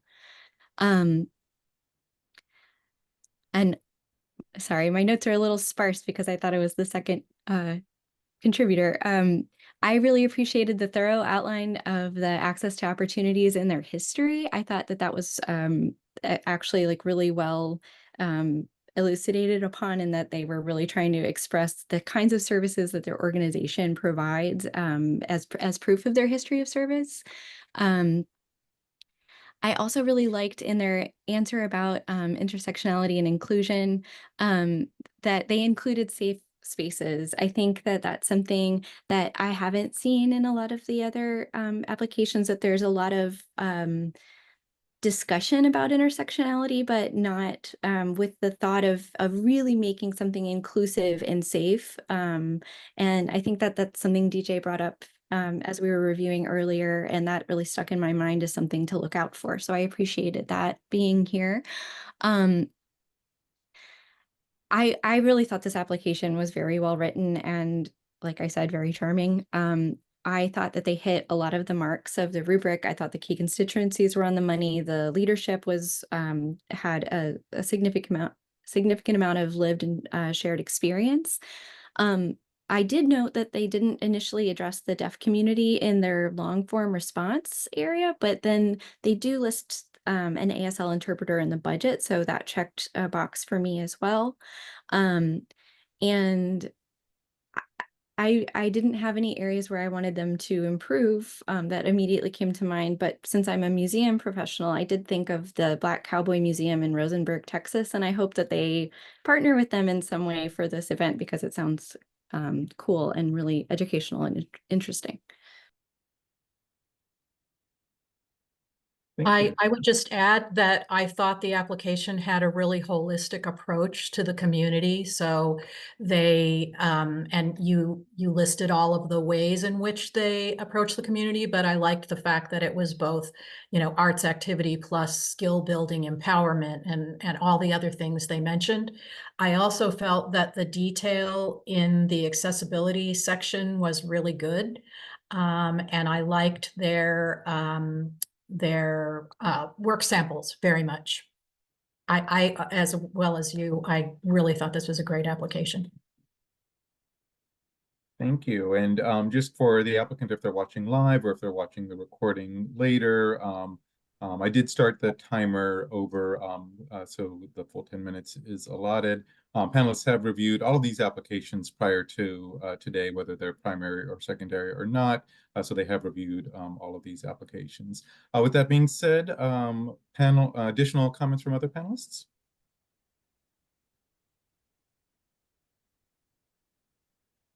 Looking at y'all's preliminary scores, I know y'all are all pretty much the same on this. We have asked panelists not to repeat information if it has been provided by, already stated by a different panelist, but do you want to, if there is a comment or a note that you have that has not been stated already, you want to give you the opportunity to bring that up if you'd like. Seeing as there are no additional comments, if you would please finalize your scores and let me know when you have done so. Sherry, Megan, Patrick, Cindy, and Melinda. All right. Thank you. Next application up for review is Warren Records. Melinda and Sherry are our primary and secondary. So Melinda, whenever you are ready to begin. Okay, thank you. Okay, Warren Records is asking for 30,000 to expand their Misfits musicians showcases, which include events planned for over 150 attendees, multiple events, and a production of a compilation album taken from these events. The artists that participate would also get promotional materials that come from their video, the people who are doing their video and their photography for Warren Records. So some of the strengths of this, the programming and the project overall seems well thought out. Again, it's the events followed by a compilation album that will be streamed through the Warren Records. Will take care of the streaming to proliferate it through streaming platforms. So that's great. And again, that the artists will take with them promotional materials is also excellent. They make it clear, another strength is that make it clear that they value artists' work by emphasizing that the artists will be paid for their performances and that they're working carefully to respect the time and ability, like how much they can, offer the artist can without overextending, so that the performances are set up to be like highlight just a few songs by the artist and not to make them do a whole set by themselves. So the programming is really well thought out. The cultural leadership represents who they identify as the key constituencies. And they also have a DI consultant, and they consult with a local songwriter. So the leadership does, but then the local songwriter, there's not enough information about how that person is sort of representing the key constituencies' voices. And then that's where it's missing, or it goes back and forth a little bit in this application. Like they say that, they identify the key constituencies, but then I'm not sure in the activities how these key constituencies are served. Are these artists chosen only from the key constituencies, or is the audience the key constituencies, and are they targeted in a particular way? So that was it kind of went back and forth. It wasn't entirely not there, but at times it was like it's music for all, or these, and that's fine, but it at times it didn't seem clear how the key constituents were centered. It's specifically in the activities and in the process. So I would just like a little bit more detail about that. And that could include how the artists and musicians that are participating are chosen, or what the process is there. And I believe that's it for me. The only two notes I had that you didn't already mention were, I thought they'd done quite a lot and really dug into the community in a pretty deep way for an organization that has been doing this work for about 18 months. And I did also notice that there was not an accessibility line item in the budget, despite working with a DEI consultant, which I was kind of surprised about. And I thought all of their supplemental materials were really excellent.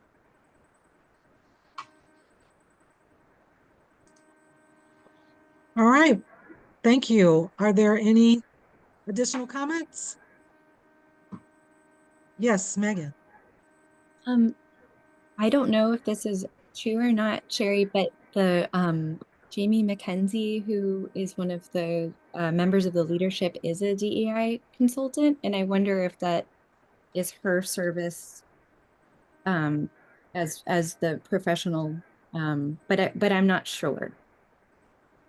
So you're thinking that might be an in-kind item. Okay, that makes sense. Thank you. It wasn't explicitly listed though, so it's an assumption on my part. Well, the guidelines or the rubric is so specific about, having 3 or 4, or, I was just noticing that. So thank you. Yes, and thank you for that. we want the app, or it's easier for the panelists if the applications are more clear. Staff has done a cursory review. I am kind of looking at some of these things. So the comment that was made earlier about for key constituencies, I did notice they mentioned something about underserved. Warren Records works specifically with underrepresented and emerging artists, and then in their cultural activities, they talk about select a diverse and eclectic lineup of musicians for these events.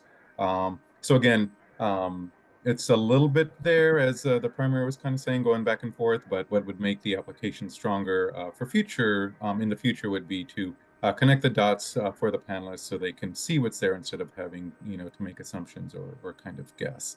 But just wanted to point out that there is some information there in the application. Again, the panelists have reviewed it in more depth than staff has. So just if that jars your memory or anything like that as you're scoring this application. With that being said, are there comments from other panelists? There are no further comments, differing opinions, additional notes that you have that no one else has mentioned. Seeing as there are no other comments, if you would, panelists, please finalize your scores and let me know when you have done so.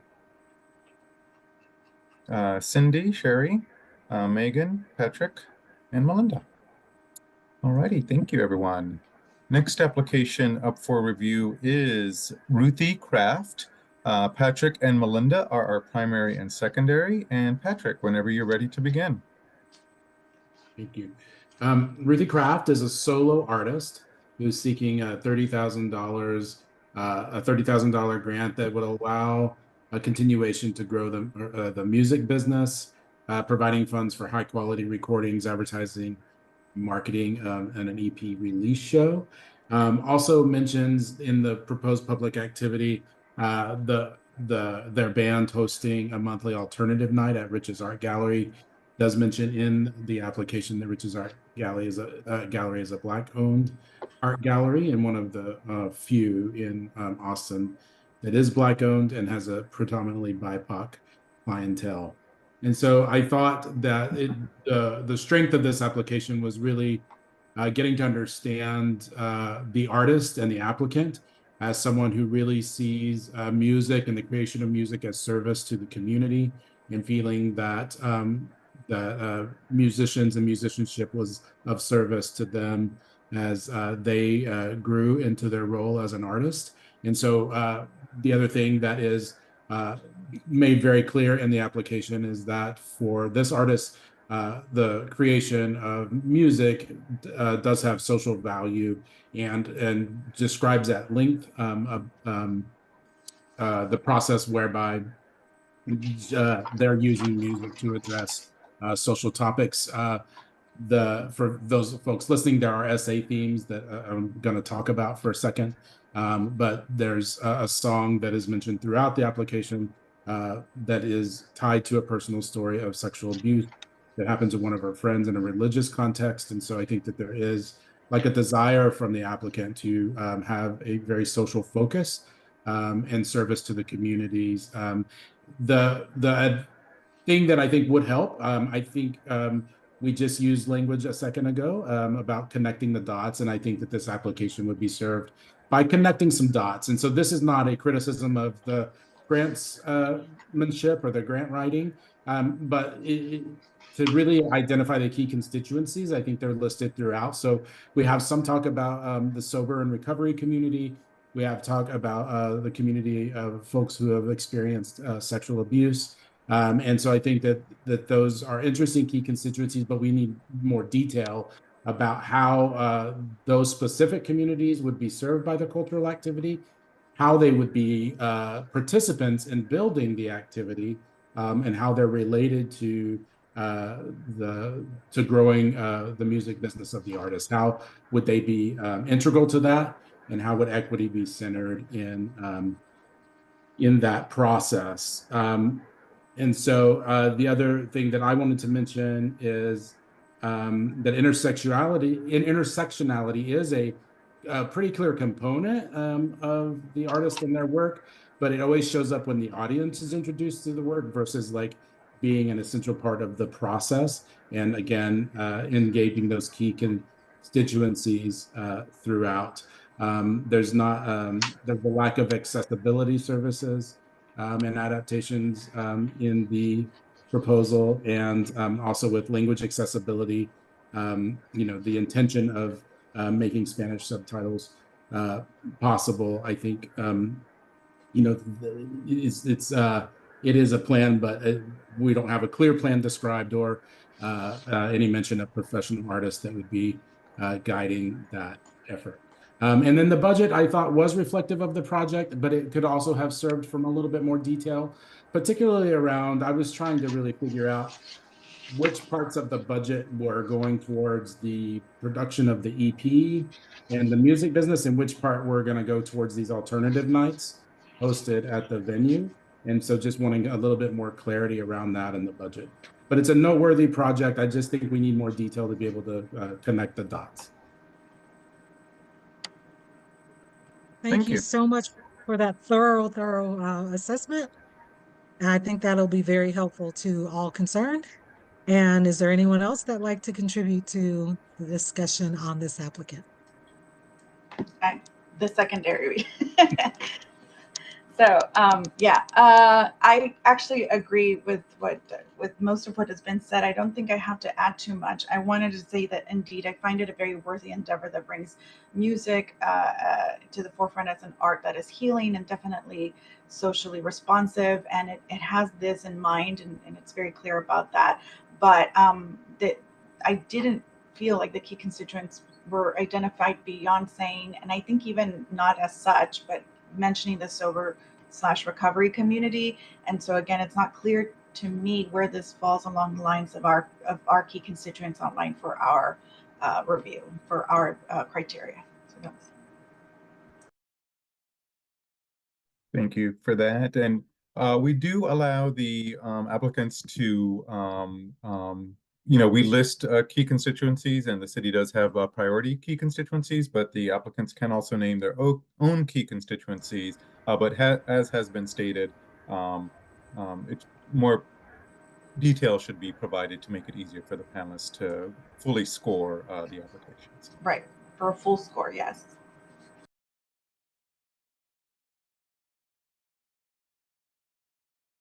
Comments from other panelists? Differing thoughts, thoughts that you have that have not been stated by the primary or secondary already?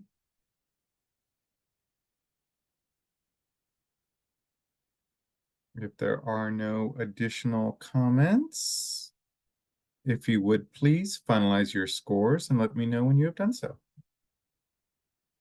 Sherry, Melinda, Cindy, and Megan and Patrick.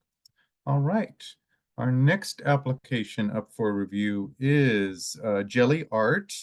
Cindy and Patrick are our primary and secondary. Hopefully I'm pronouncing that correct. And Cindy, whenever you are ready to begin. Sure. This applicant also seeks to use art in a healing way. They are wanting to serve the Latin and African American females who are single mothers, homeless, and victims of domestic violence, and also homeless children. And they would like to serve the LGBTQ+ community. It's mostly through art therapy type activities. The applicant is an individual creative and has a history of working on projects that look at African American and Asian populations experiencing homelessness. And she herself is from Puerto Rico and has a strong background in the arts and arts education.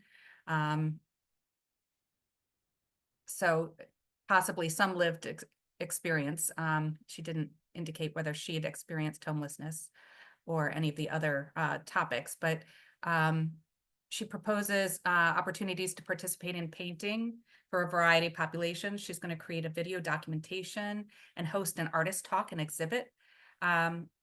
The details for the art exhibit were not completely clear to me. I'm not sure where the venue will be or who will be showing the work in the exhibition, but she does, I think the main thing is facilitating these workshops and creating artworks that foster conversations for people who have been suffering from homelessness and domestic violence. There is an intersectionality that is obviously implied by this. It's not a key component in the proposal. I think the key component is really working with populations that need art therapy and need to be, working on emotional responses to the situations they've been in. Let's see that it didn't, the focus didn't seem to be talking about it, intersectionalities of key constituencies in specifically, sorry. She did note that accommodations are upon request, that she's only providing ADA access. So she hasn't made any specific efforts to accommodate disabilities. The activities will be in English and some in Spanish. See, the applicant only articulated social media outreach. There wasn't really a plan for how to reach a current audience, new audiences, and tourists. That outreach to non-speaking audiences is implied, but it could be better articulated. And it looks from the budget like she's hoping to rely heavily on a marketing agency. That this seems to be a pretty high category compared to some of the others. And it also included an upgrade to her website, which, I don't know if that's limited to this, this activity. I think the application sounds like the programming would be engaging. The focus on a target audience could be refined more if there's a desire to explore expressions by homeless, sheltered, those experiencing domestic abuse as a primary goal. Thank you. Before we move on to the secondary, for the website comment, we do have these grants are basically general operating expenses. So as long as they're doing something that they also have that public component, which is a necessity or an eligibility requirement, since we get our funding from the hotel occupancy tax, then that is fine. I also noticed, and staff has only done a preliminary review, I did look in their proposed public activity, so I'm not sure if this goes to the comments or not, but for some of the who and where for participants, they list the St. Louis House, and then for workshop locations, they list Mexicarte Museum, Cloud9 Gallery, Blanton Museum, and Community St. Louis House. I'm a fan of the Oxford commas. I know there's space limitations, so I'm not sure if it's Blanton Museum and Community, or if it's Community St. Louis House, but there are a couple of different places there. Again, not sure the specificity that is needed from the primary, but just pointing that out as you are considering when scoring an application. With that being said, secondary, Patrick? Yes, thank you. I agree with the comments that Cindy provided. I think that was really complete and really reflective of the way that I read the application as well. The one thing that I will mention that I thought was a strength of the application was that in the accessibility section, they do talk about having counselors present. And I think with the nature of the cultural activities described, that a focus on mental health at the workshops is a strong accommodation. However, I do I do think it could be strengthened by some more clear plans for implementation that expand ADA access in general. But I did appreciate that they were thinking about the mental health aspect of the work that they're doing. And then also in the accessibility, they do talk about the folks leading the workshop are both fluent in Spanish, which then also, again, shows up in language accessibility. So there is a plan for that. But yeah, other than those things, I really agree with Cindy's comments. I think this is a great example of you all looking beyond the grantsmanship whenever possible and kind of piecing together different aspects of what the applicant was seeking to do. And so thank you all for that. And with that, does anyone else have any comments they'd like to make? Any feedback on this particular application? Okay. Jesus? Thank you, everyone. If there are no further comments from the panel, if you would please, I know sometimes it takes people a minute to think, do I want to say that, or do I need to get my thoughts together? So that's why DJ and I are giving you this little bit of time. But if there are no further comments, if you would please finalize your scores and let me know when you have done so. Melinda? Sherry, Cindy, Megan? And Patrick. All right, our next application up for review is Murasaki Press, LLC. Megan and Cindy are our primary and secondary, and Megan, whenever you're ready to begin.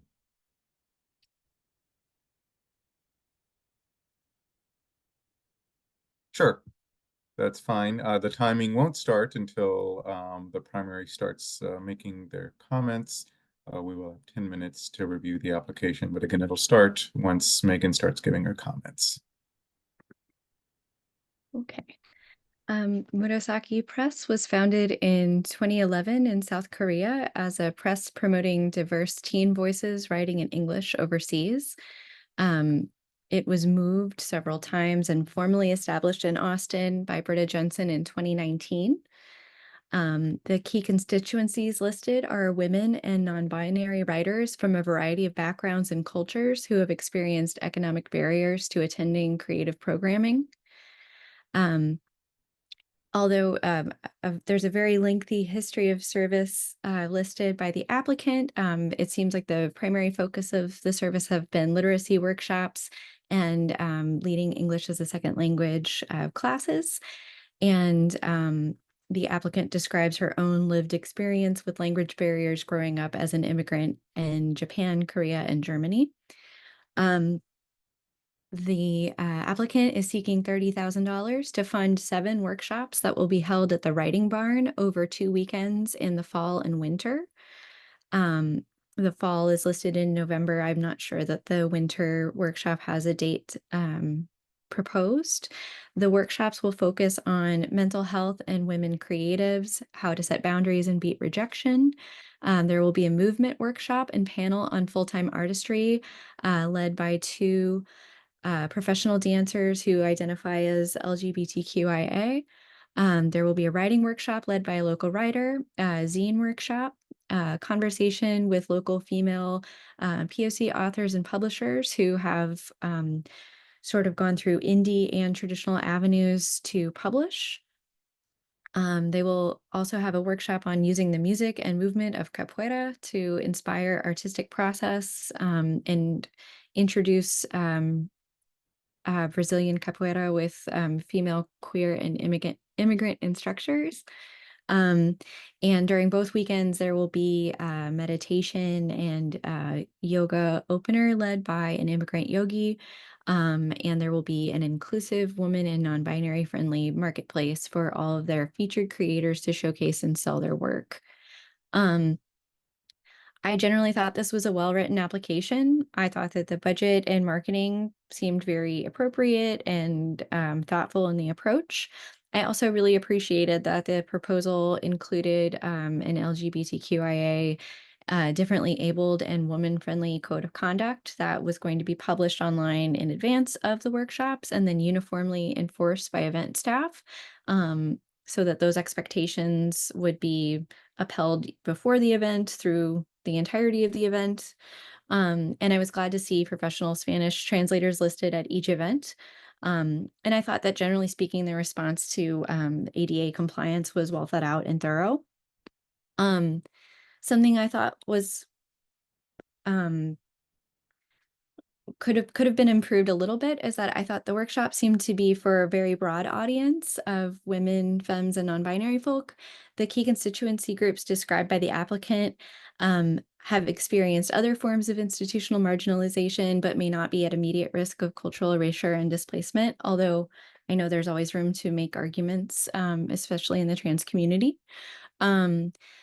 I also thought, given the applicant's background and focus on languages and sort of centering like the other experience, I would have really loved to see ESL writing workshops or a focus on writing about living between different worlds and really um, kind of try to celebrate intersectionality rather than just saying everyone is invited and everyone is included. I thought that that could be a little bit more intentional.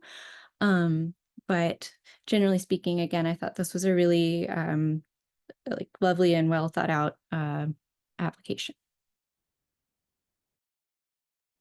Thank you, Secretary Cindy. Yeah, I think I also thought it was that they're doing very impactful and work in the community. I think writing workshops are a wonderful thing to have, and helping the participants find their unique voices. I agree, sounds amazing, and I think that they have the material there to talk a little bit more about that intersectionality. I did think that they could do a little bit more on their marketing. They didn't really clearly identify the audiences that are new that they're trying to reach, or how they were going to reach them, or how they might reach tourists. They had a lot of creative channels that they mentioned. So it seems implied that those groups would be reached, but they didn't really specifically articulate that. And they could articulate how they're going to try to reach persons with disabilities or non-English speakers in the marketing plan.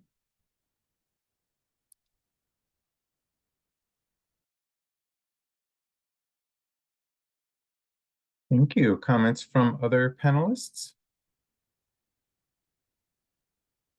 Jesus, now might be a good time to just remind the panelists about the requirement for the grant applicants to list their events with Visit Austin. Yes. Could you elaborate on that? Yes, if there were marketing questions or concerns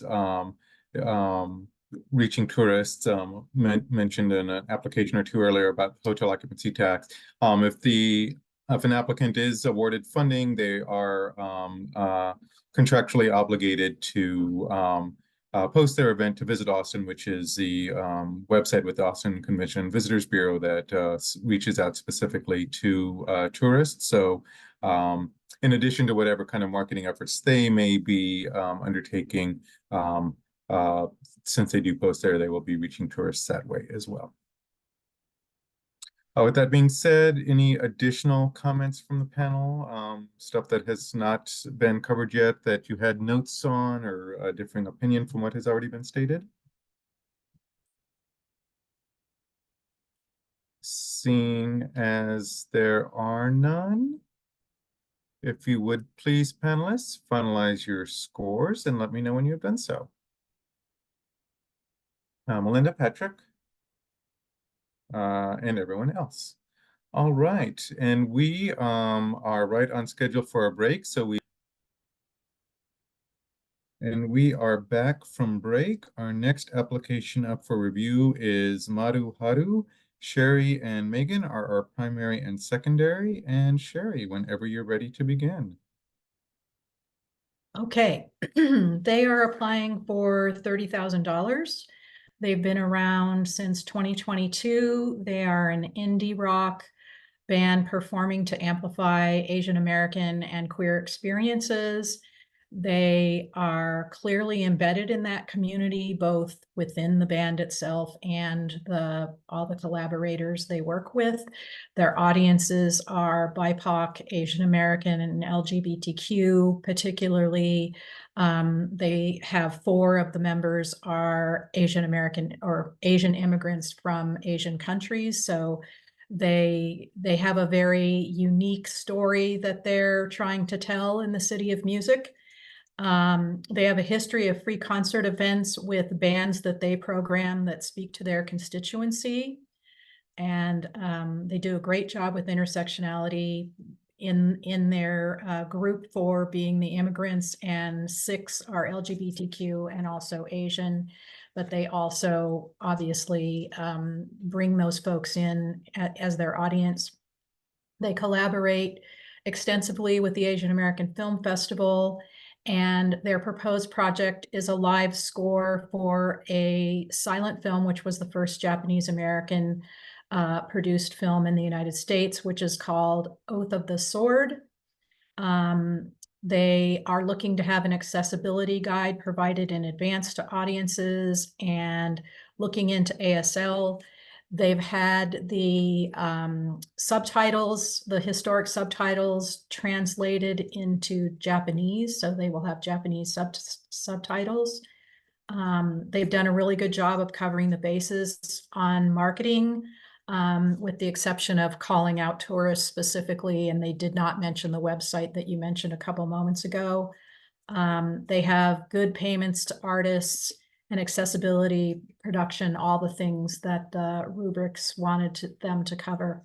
I thought this was a really well-written application. Thank you. And before we move on to the secondary, the website Sherry was mentioning is a Visit Austin .com website, which if the applicant does score high enough to receive funding, will be contractually obligated to post their event to that website, which does reach tourists as it is part of the Austin Convention and Visitors Bureau.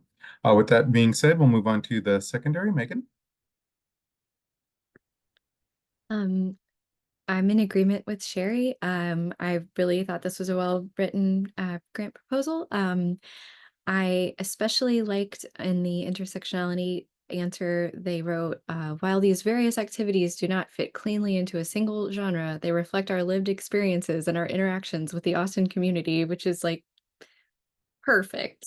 And I thought that was very succinctly put, and this is a really, it seemed to me like this is a part of the key constituencies. The Asian American community has not been at the forefront of my lived experience in Austin. So I think this is really exciting and interesting to see that it leans so heavily specifically into the Japanese American experience. And I found the whole thing to be like a very exciting application. I did feel I could use a little bit more clarification on their plan for accessibility, because to me it kind of sounded like it's in the works, but I didn't see that it was like specifically expressed as to how the guide would be written, or if they would include the assistance of professionals. And I thought that their language accessibility was incredibly appropriate for their key constituency.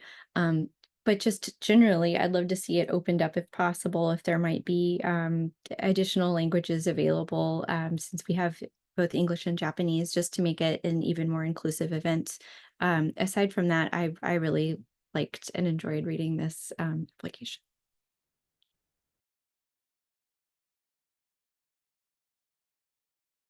Thank you. I will note that in their budget, and again, maybe lacks some of the specificity that you're looking for, but they do state for accessibility services, $800 for 2 accessibility guides at local botanical gardens and $400 for translations of text to Japanese.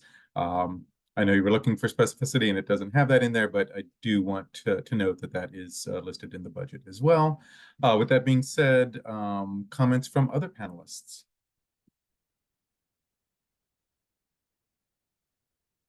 Patrick, yes. On that accessibility piece, thank you for pointing out that in the budget, Jesus. I also, my reading of it, it made it feel like a significant part of their plan relied on the venues that they were going to be in for their accessibility. And so I thought that was another place where I'm in agreement with Megan, where there could have been a little bit more detail to describe how that's going to work, because I think, of course, we all rely on venues when we're there, but like how is that process going to, how are they going to be intentional about that process to make sure it's done in a way that is satisfying for their project? Thank you. Additional panelist comments? Anything you have that has not been stated by another panelist already? If there are no further comments from the panel, if you would please finalize your scores and let me know when you have done so. Yes, everybody except Melinda and Melinda now. Okay, thank you. All right, next application up for review is Neha Aziz. Melinda and Sherry are our primary and secondary. And Melinda, whenever you're ready to begin. Okay. Neha Aziz is requesting $30,000 for the production of her short film, Tell Me How You Feel, which Aziz describes as a story from the South Asian diaspora and which will feature 2 South Asian leads. That's in terms of the key constituencies. Her goal is to showcase the diversity of the city and its people. All right. And then, so a strength for this application, the activity has a reasonable timeline, and she allots time for pre and post production. So she describes it's good. The funding is for the production of the film, for anything that is involved in pre-production, and for screenings or marketing or promotion that will be involved post-production. What another strength is that she's gives a stated commitment to equity in her hiring practices for the different people who will be involved, including not just the South Asian leads of the film, but multiple actors and production team, including directors, wardrobe, all of that. And so commitment to equity in hiring practices, and also states in the labor commitment to equity in the labor environment. So one of where I would want to see more some clarification here is that there's mention of her work with the film festival. And so it looks like this film is planned to be part of the film festival, but sometimes the responses, for example, in language accessibility, are about the film festival and not about the film being produced, which seems to be the main activity for this application. So if this is the main activity for the application is the film production, then I wonder if there should be, for example, accessibility addressed in pre and post production. So there's what they will provide is, for example, closed captioning in the video, and different languages available for the video to be watched, to be viewed on. But I'm wondering about right, and then venue and staff accommodations. But I'm wondering about if the activity is a film production, what about language accessibility for the people, the workers, the artists involved in the production? And this went for both the accessibility and the language accessibility. And then on intersectionality, just a little bit more there too, where I would like to see both in intersectionality and in any moment where the key constituencies are identified or discussed or referred to, how they're being centered. Seems to be like a given at times, and maybe a little more discussion and detail. At times it feels, because they're part of the Asian, it's the AA Film Festival, and because so the subject is, right, diversity, but I'm not sure, again, whether that's enough.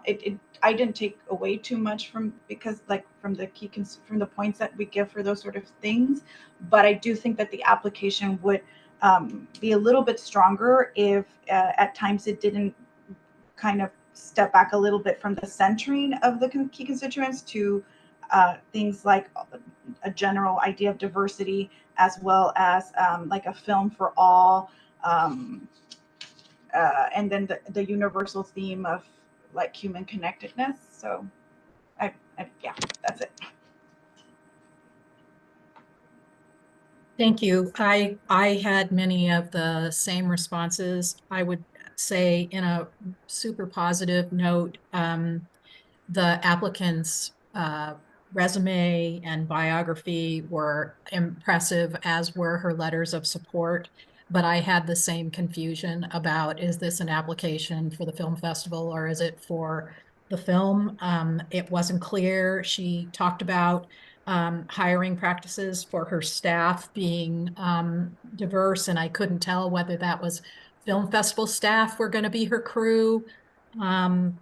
She also indicated that, or it appeared that she was relying on the venues of the film festival for her accessibility checkboxes. So I wasn't sure about that. I think that's probably the only other things that were unique.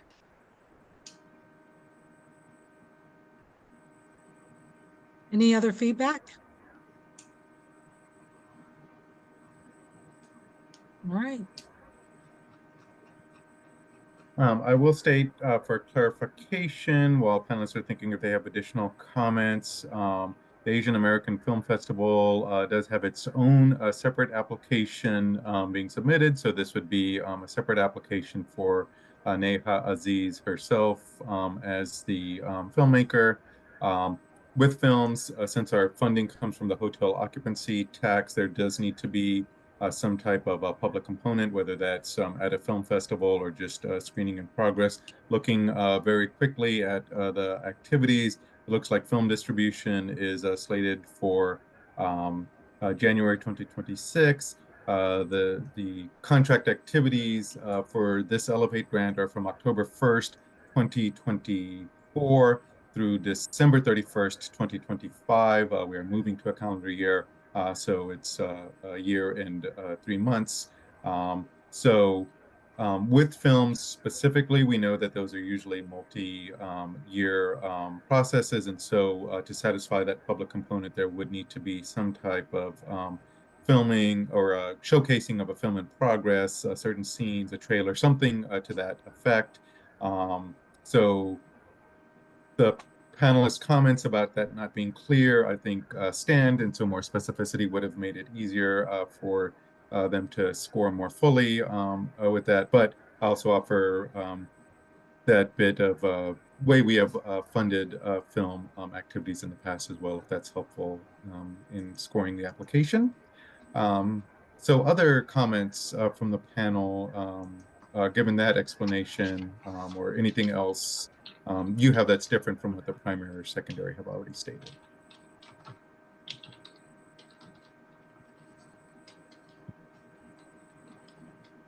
If there are no further comments,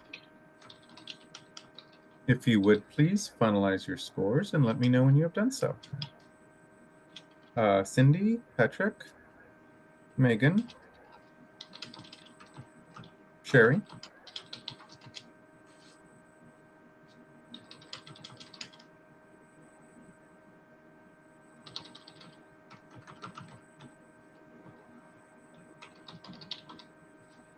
and Melinda. All right, our next application up for review. Oh, let me see, I was looking for others, so let me get back to what we're doing today. Hold, please. Okay, next application up for review is 100 Points, an exhibition on contemporary graphic design. Patrick and Melinda are our primary and secondary, and Patrick, whenever you're ready to begin. Great. So 100 Points, an exhibition on contemporary graphic design, is a proposal for $30,000 to support an activity that exhibits and showcases contemporary graphic design from Austin, really via a deep dive into the careers of 4 local designers. There's a lot of passion demonstrated in the application about graphic design and Austin's place in that art form, and really about how Austin has become a leader in that space in the last 25 years. The work will also be presented in context with other designers, specifically from Brazil, the Middle East, and Europe. The desired outcomes here are to really give us a perspective on how Austin design has achieved a global presence and the high quality of Austin design and the diversity of the community. I thought the application was strong. The key constituencies, the first key constituency named is students and professional and other practitioners of applied arts in Austin. So really in the field of graphic design, highlighting this community.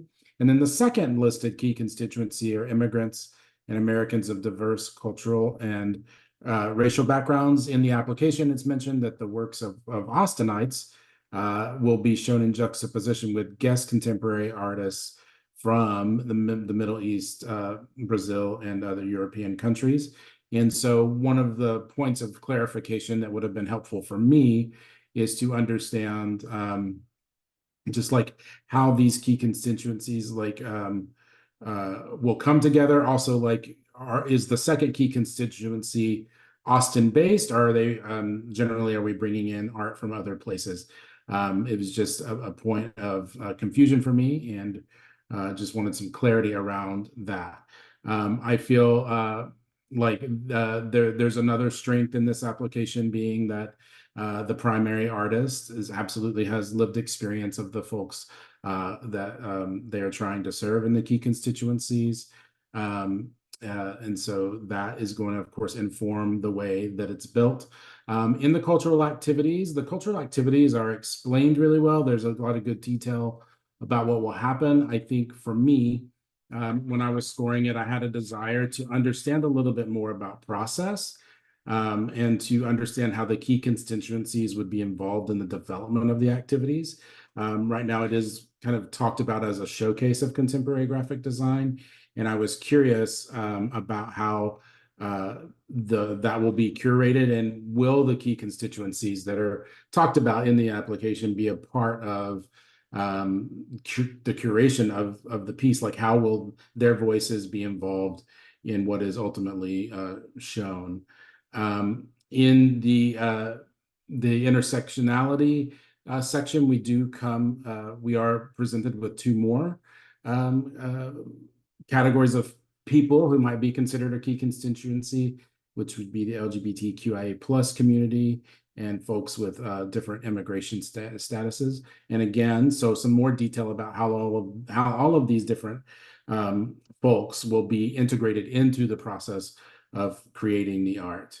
I felt like that they had good adaptations for accessibility, and one of the things is I do think like there is a strong talk in the application about language accessibility, especially because there's this multicultural key component of this project, but there weren't a lot of details in the language accessibility section on how they will achieve the translations using professional individuals. But I thought that the overall concept of the project was a really strong idea. And I just needed more detail to understand how the key constituencies would be an integral part of the design of the whole piece. Thank you. Before we move on to the secondary, I don't know if this affected your score or not, but the comment about in-town artists or out-of-town artists, as long as the applicant itself is located within Austin, it is fine for them to have guest artists. So just keep that in mind as you're scoring the application. Secondary, Melinda. Hi, okay.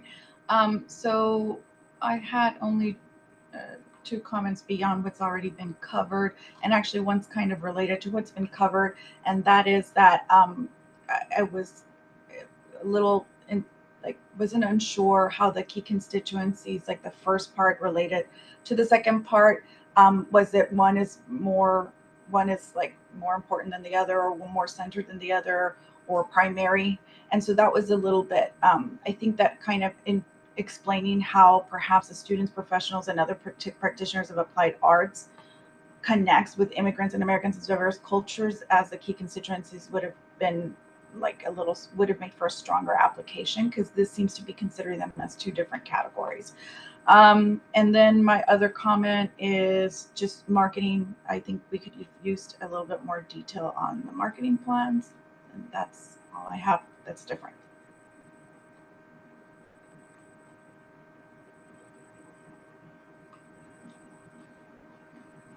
Anyone else? Comments? Differing perspectives?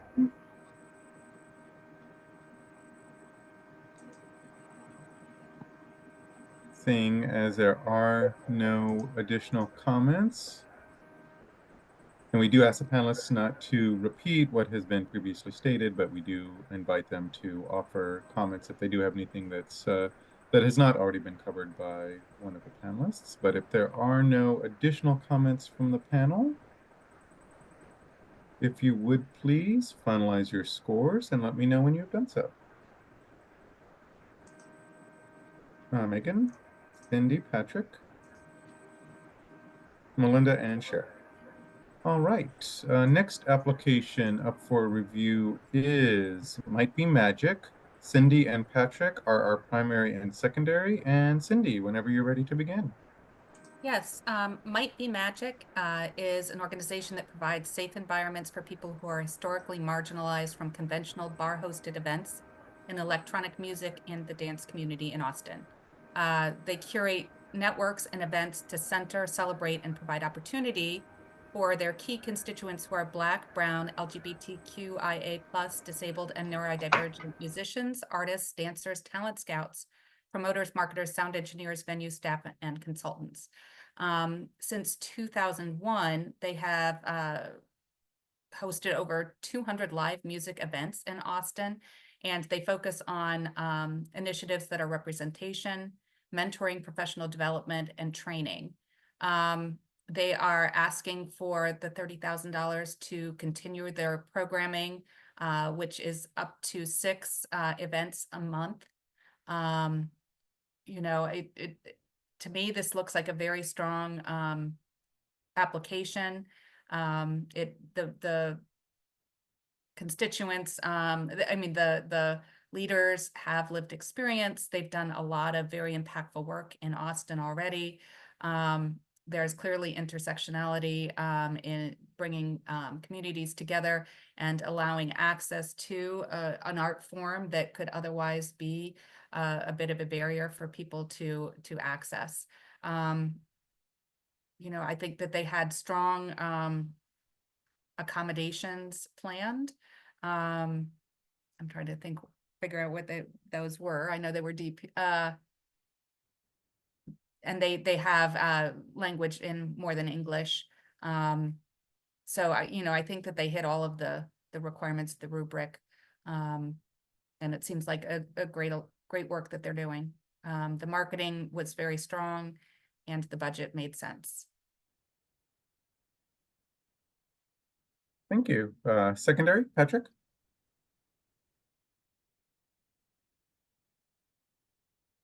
Sorry, getting my mic on.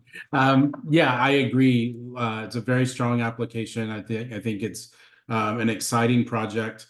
I know that Cindy mentioned the accessibility, but I did just want to point out that it seems like there is a true effort on their part to destigmatize the people in the disability community by the way that they're talking about making sure that the venues change lighting, for example, and things like that, and making the space really accommodating for people who want to dance, who might be using a cane or a wheelchair, and just really making sure that those events are that way, are shown that way. The one other thing that I'll mention that wasn't mentioned was that in the budget section, the grant is for $30,000, and the $30,000 they define as going totally to payment of artists. And so, reading through, from my point of view, reading through the rest of the application, like they do have a section where they talk about using all 30,000 to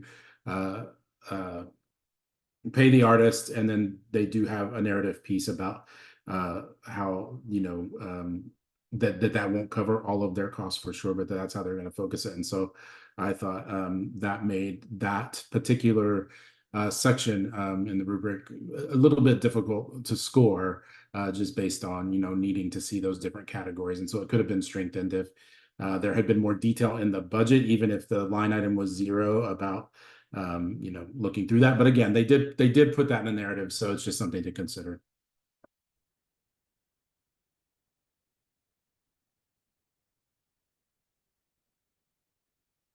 Thank you. Comments from other panelists?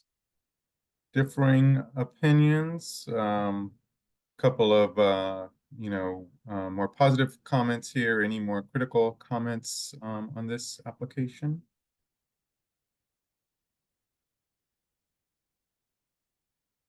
Feedback or thoughts not covered already by the primary or secondary?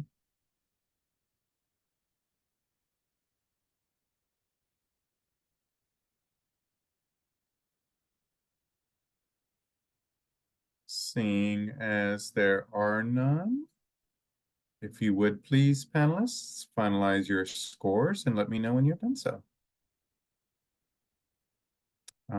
Cindy, Megan, Patrick, Sherry.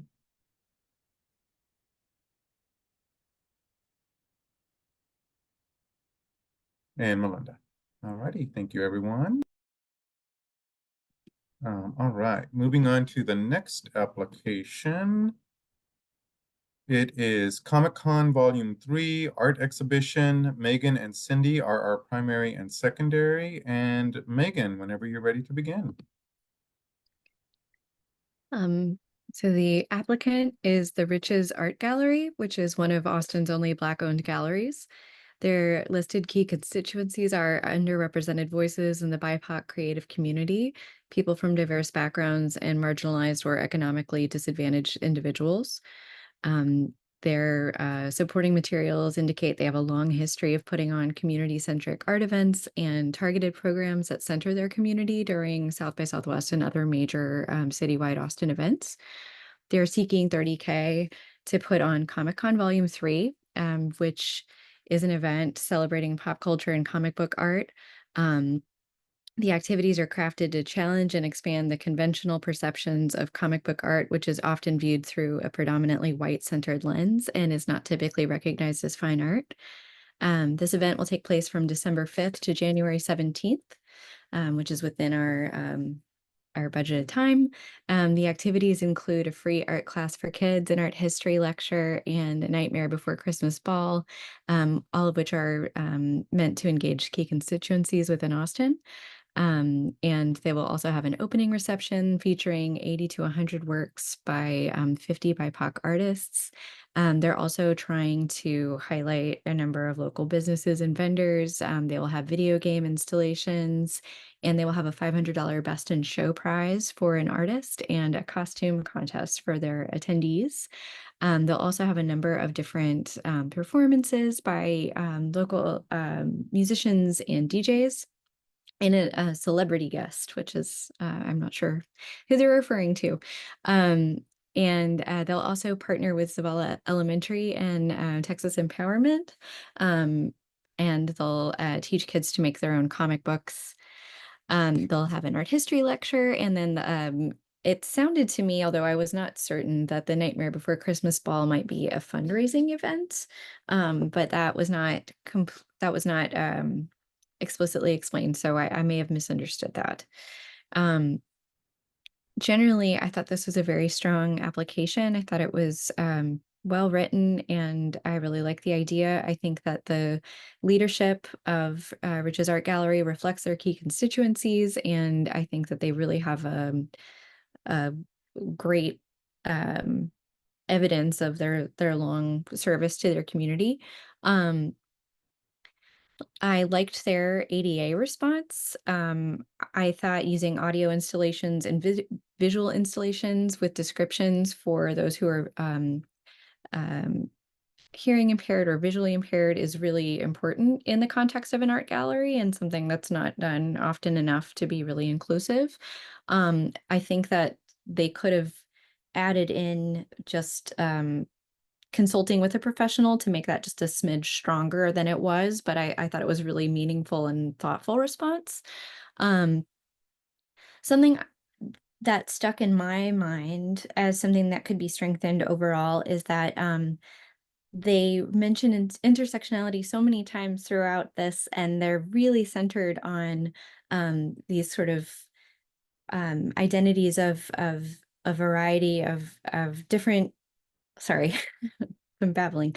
I thought that they were focused on a variety of different identities, but when they mentioned that comics are predominantly white lens, I wish that they would have also said a white male and a heterosexual lens, because I think that that is something that comics are really known for, and I would love to see women or the LGBTQ community centered in kind of Comic-Con as a thing. But that is maybe just a personal opinion rather than something that's specifically geared for this grant. Sorry. Thank you for that. I will say also in regards to the Nightmare Before Christmas Ball being a fundraiser, staff has not looked at these in depth. I did a word search and didn't see anything related to fundraiser, but that's in the application itself. I have not looked at their supporting documentation that may have that in there. So for whatever that's worth. With that being said, secondary, which is Cindy. I don't have much to add. I think Megan hit almost everything I had on my notes. I just would like to say what I really like are how layered the activities are, so that there are so many entry points to engage different audiences and populations, and to get them into the gallery, to get them thinking about the comics and the messaging. So I really like the breadth of the programming.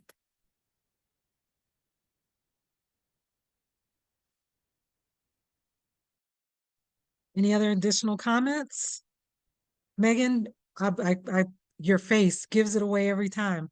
And I keep picking on you, but I just feel like I want to make sure that there's not anything extra you want to add to your comment. I was reading through the description again to see why I thought that the ball was a fundraising event. And I was like, maybe you're wrong. And I was just thinking that, and I guess making a face. Sorry.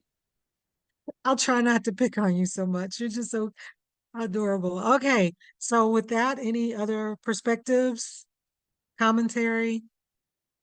Yeah, I personally, I found what you said, Megan, quite interesting when your point of view, when the point of view shifts and it's white, heterosexual male, I'm just really interested how that colors your ability to understand the depth and the breadth of what they are trying to relay when that's missing. It seemed like that was a critical piece, and I thought that was very informative in that comment. So if there's no other comments, I know I added a little bit of color commentary there myself, but as an equity and inclusion person, that's always fascinating to me. And with that, I'll turn it back over to you, Jesus. Thank you. No, and this is good taking a little bit of time because just going back on the fundraiser thing, just if people want to look through the application and see that. What I will say is fundraisers are not eligible expenses, but if the applicant is awarded funding, we would work with them to make sure that everything is eligible prior to entering into the grant paperwork. But that being said, we didn't see any evidence that there was, but that's why I'm kind of pausing a little bit for time since we still have just under 3 minutes to review this application because that could affect your scores. But Megan, I see your hand raised. I just wanted to say, as I was going back through, I'm not sure why I noted that. I think it might have just been something that I thought or interpreted in the moment. I don't see any evidence in the application that suggests that that's the intention. So if I could, I would like to strike my comment, but I think it's too late. So I apologize if I said anything that swayed anyone. I don't think that that's what that part of the event is, and I apologize for my misinterpretation. No, that's great. And that was part of the reason I was giving us, kind of taking a little bit of time so we can look through these because we do finalize our scores once the applications are done. But so yeah, it's not a fundraiser. So we are good. So do not let that be a consideration as you're scoring the application. You are scoring it on the other review criteria. We've got just under 2 minutes left. Any additional comments for this application? Anything that has not already been stated by one of the other panelists? DJ, yes, minute and a half. Oh, you're muted. I don't have this particular application pulled up, but really quickly, can one of the panelists speak to what the leadership team for this group looks like? Is it does it reflect the will and the intent of the grant? I didn't hear any feedback about that, but I'm curious I to know. actually called that out as not being detailed enough for me to understand who their cultural leadership was. I would be curious if anyone else read it the same way.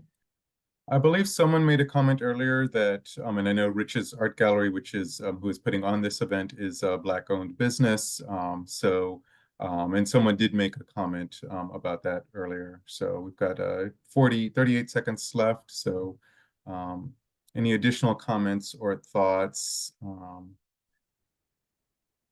The answer indicates that not only are the owners Black, but that many of the employees are also Black artists who have shown at the gallery. And I think I made the comment that I found the leadership to be strong and have a lived experience within the key constituencies. Thank you. And we've got 5 seconds left. So we will consider that a wrap. And if you would please, panelists, finalize your scores before, and let me know when you've done so. Melinda, Cindy, Megan, Patrick, and Sherry. All right. Thank you, everyone. Next application up for review is She 23 and 23 House Presents, Back on My Bullshit. Sherry and Megan are our primary and secondary. And Sherry, whenever you are ready to begin. Okay. This is a proposal for a single event that is the budget of which is $19,500.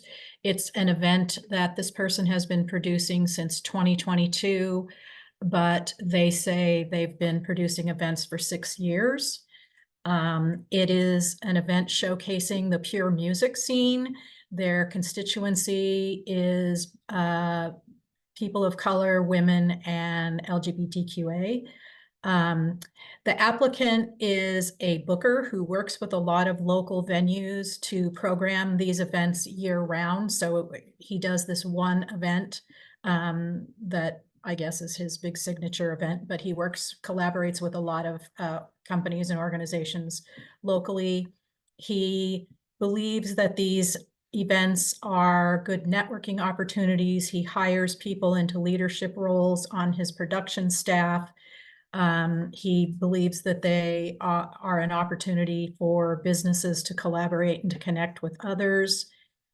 He lists himself as the sole creative leadership, but references the same groups in his intersectionality section as being the people he hires as artists. There is no specific plan as yet for accessibility other than what is already existing in the venues. He indicates that the music is in English, and so language accessibility is not needed. His marketing section could definitely use a little more detail. He primarily references using social media and flyers, and doesn't address building a new audience or reaching out to tourists. I also felt that the budget could use some detail. It was pretty high level, and I wasn't sure I mean, clearly he's been doing this work for 6 years, but his budget felt kind of ballpark to me. So again, I'd be happy to listen to someone else's feedback. The other thing I thought was a little odd was under the letter of support, he has a work sample that is a letter to participants of an event called Soho Mentorship Program, which is not referenced anywhere else in the application. So I didn't know if that was a bio of sorts for him or what that was supposed to be. That's Thank you. And before we move on to the secondary, I know the panelists cannot see like the Section 2 demographics, but the person who filled out the application does use she, her pronouns. So I know Sherry was saying he and his, but I was following along with what Sherry was saying, and the comments that Sherry was saying did match up with the commentary, the responses that were provided for the specific review criteria. So I just Thanks, wanted Charity. to make that clear, so that way if the applicant is watching and is she looking at the correct application? Yes, she is looking at the correct application. So with that being said, secondary, Megan.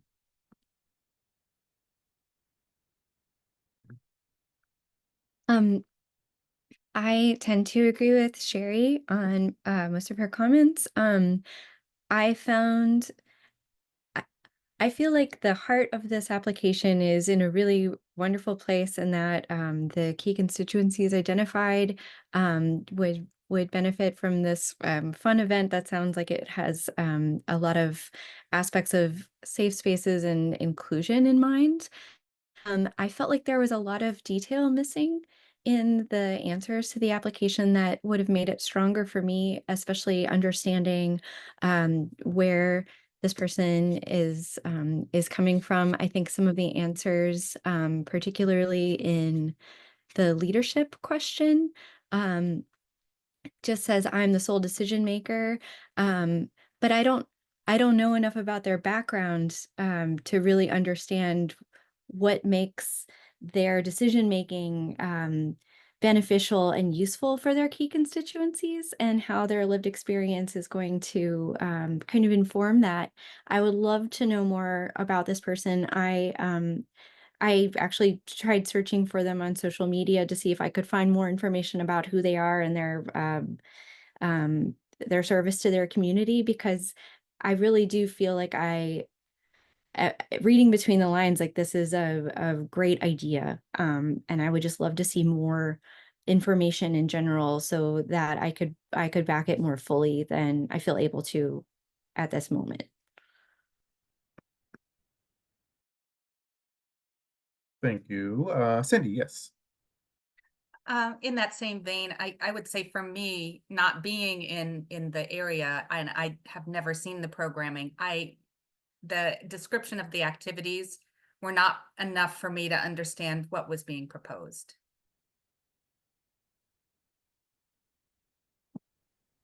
Thank you for that, Cindy. And same with what Megan was saying, just so the applicant knows, we do ask that the panel look beyond grantsmanship to the extent possible if they do external research or look at your website or social media. But at the end of the day, they do have to grade based on what they can find either doing that research or what is provided in the application. Additional comments from other panelists? Patrick, you sure? You look like you had something you wanted to contribute. No? No, I mean, I just was really I think I was nodding because I think the way Megan articulated her feedback really helped me go, yeah, that's what I was thinking. Like, so her language was helping me to assess my own response.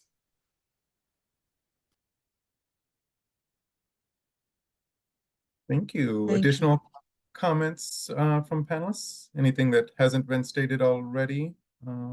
I guess really the only other one is Melinda, so not to pick on you, Melinda, but anything you have to add? No? I mean, in general, what I was looking as I review my comments is that for most of the responses, I was just missing additional detail to be able to really sort of, hit that criteria as met. Yes, thank you, everyone. So if there are no additional comments, if you would please finalize your scores and let me know when you have done so. Sherry, Patrick, Megan, Cindy.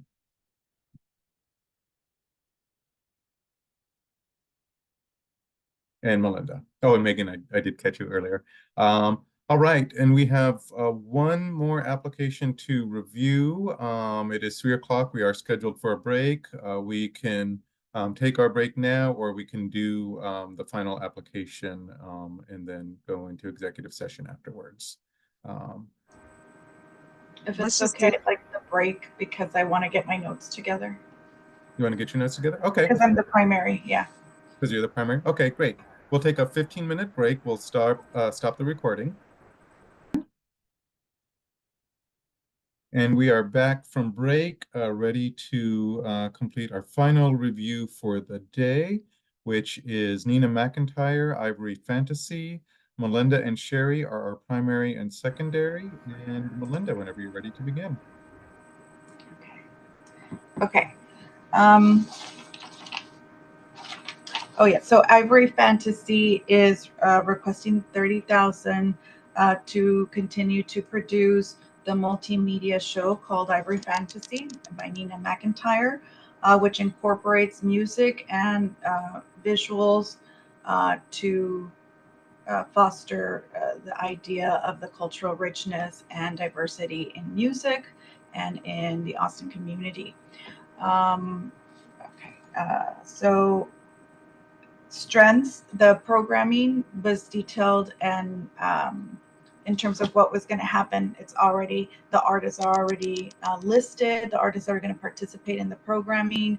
It's well thought out, it's got dates, it has settings already, the venues for these are, all of that is already planned out. I like the programming, that it seems enriching. It focuses on multiple communities that are and their music, and these communities do come from communities that are at risk of cultural erasure or displacement. And the budget seemed okay in terms of matching what is planned. Marketing, did I put marketing? Also, that was fine. My where I'd like to see more here is a little bit more clarity on the lived experience of the main decision maker. She does talk about other people that are incorporated in the decision making and talks about their lived experience, but she identifies herself, Nina McIntyre, as a primary decision maker and doesn't give a lot of detail that incorporates her lived experience in relation to the key constituencies, how her lived experience relates to that. That was one place where, upon closer review, there was some points lost, or it didn't quite fit the maximum of the criteria. And then the other one is just the description of the mission in the mission and in the history. More specifically, the history of the work seems to not begin with a focused key constituency in mind, but to say more about like music as a diverse experience, or as an experience that is full of diversity and diverse cultures, and that is for all. And so the work doesn't begin as specifically rooted, I think, in the key constituencies mentioned. That's for the history part. Then another strength, sorry, it was at the bottom of my list. Another strength was the mention of feedback sessions to incorporate accountability to the key constituencies. I like that. Thank you. Sherry, secondary. Pardon me, I thought this was a really well-written proposal, a lot of detail. They have extensive community partnerships, which I thought was really great. They do a lot to help build leaders in the musical community by helping them have experience and career development and future leadership qualities, things like that. There are a lot of different cultures represented in their programming. The one question I have is, when they got to marketing, there was a specific call out to targeting new audiences of Native American and Pacific Islanders, which I thought was really terrific. But just given so many classical and orchestral music organizations are having a hard time with their audiences aging out, I thought that there might be a little bit more there to develop some new audiences, and but in particular, perhaps, do programming in schools, or something to build additional audiences. But otherwise, I thought it was a really well-written proposal.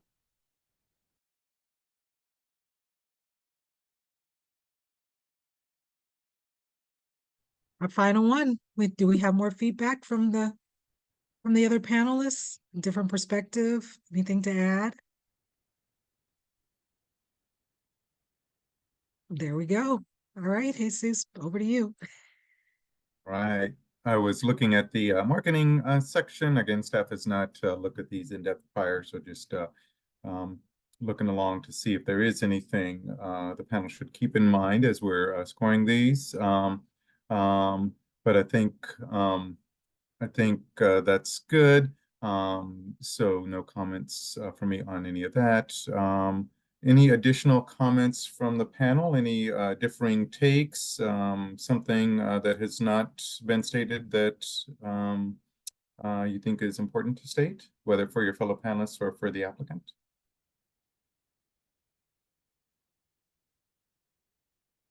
If there are, oh yes, Megan, go ahead.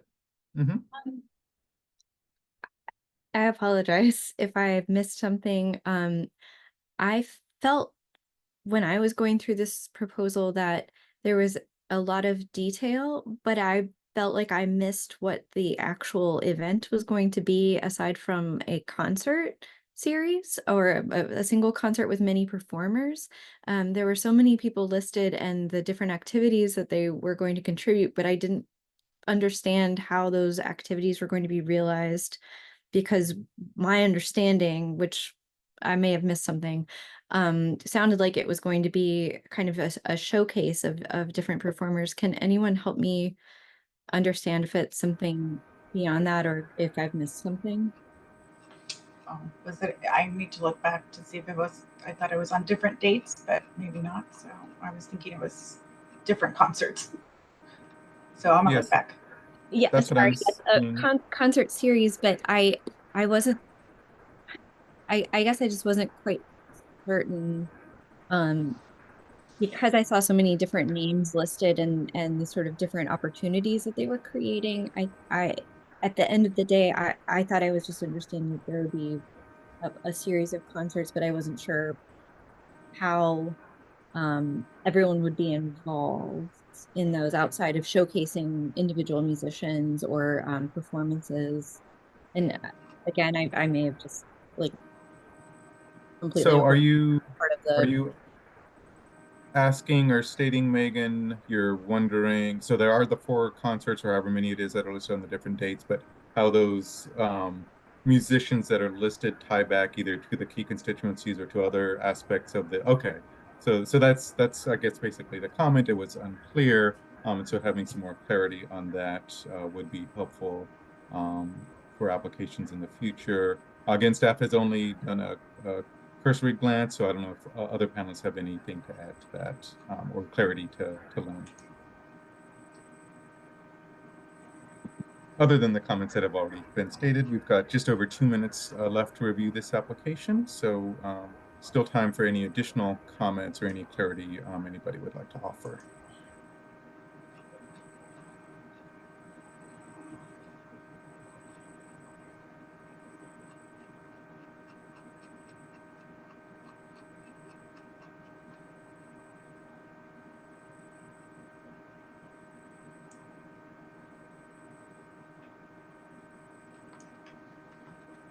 Seeing if there are none, again, I'm looking at this very quickly. There are a bunch of names listed. I don't know if these are the same names that are listed on the key constituencies response. So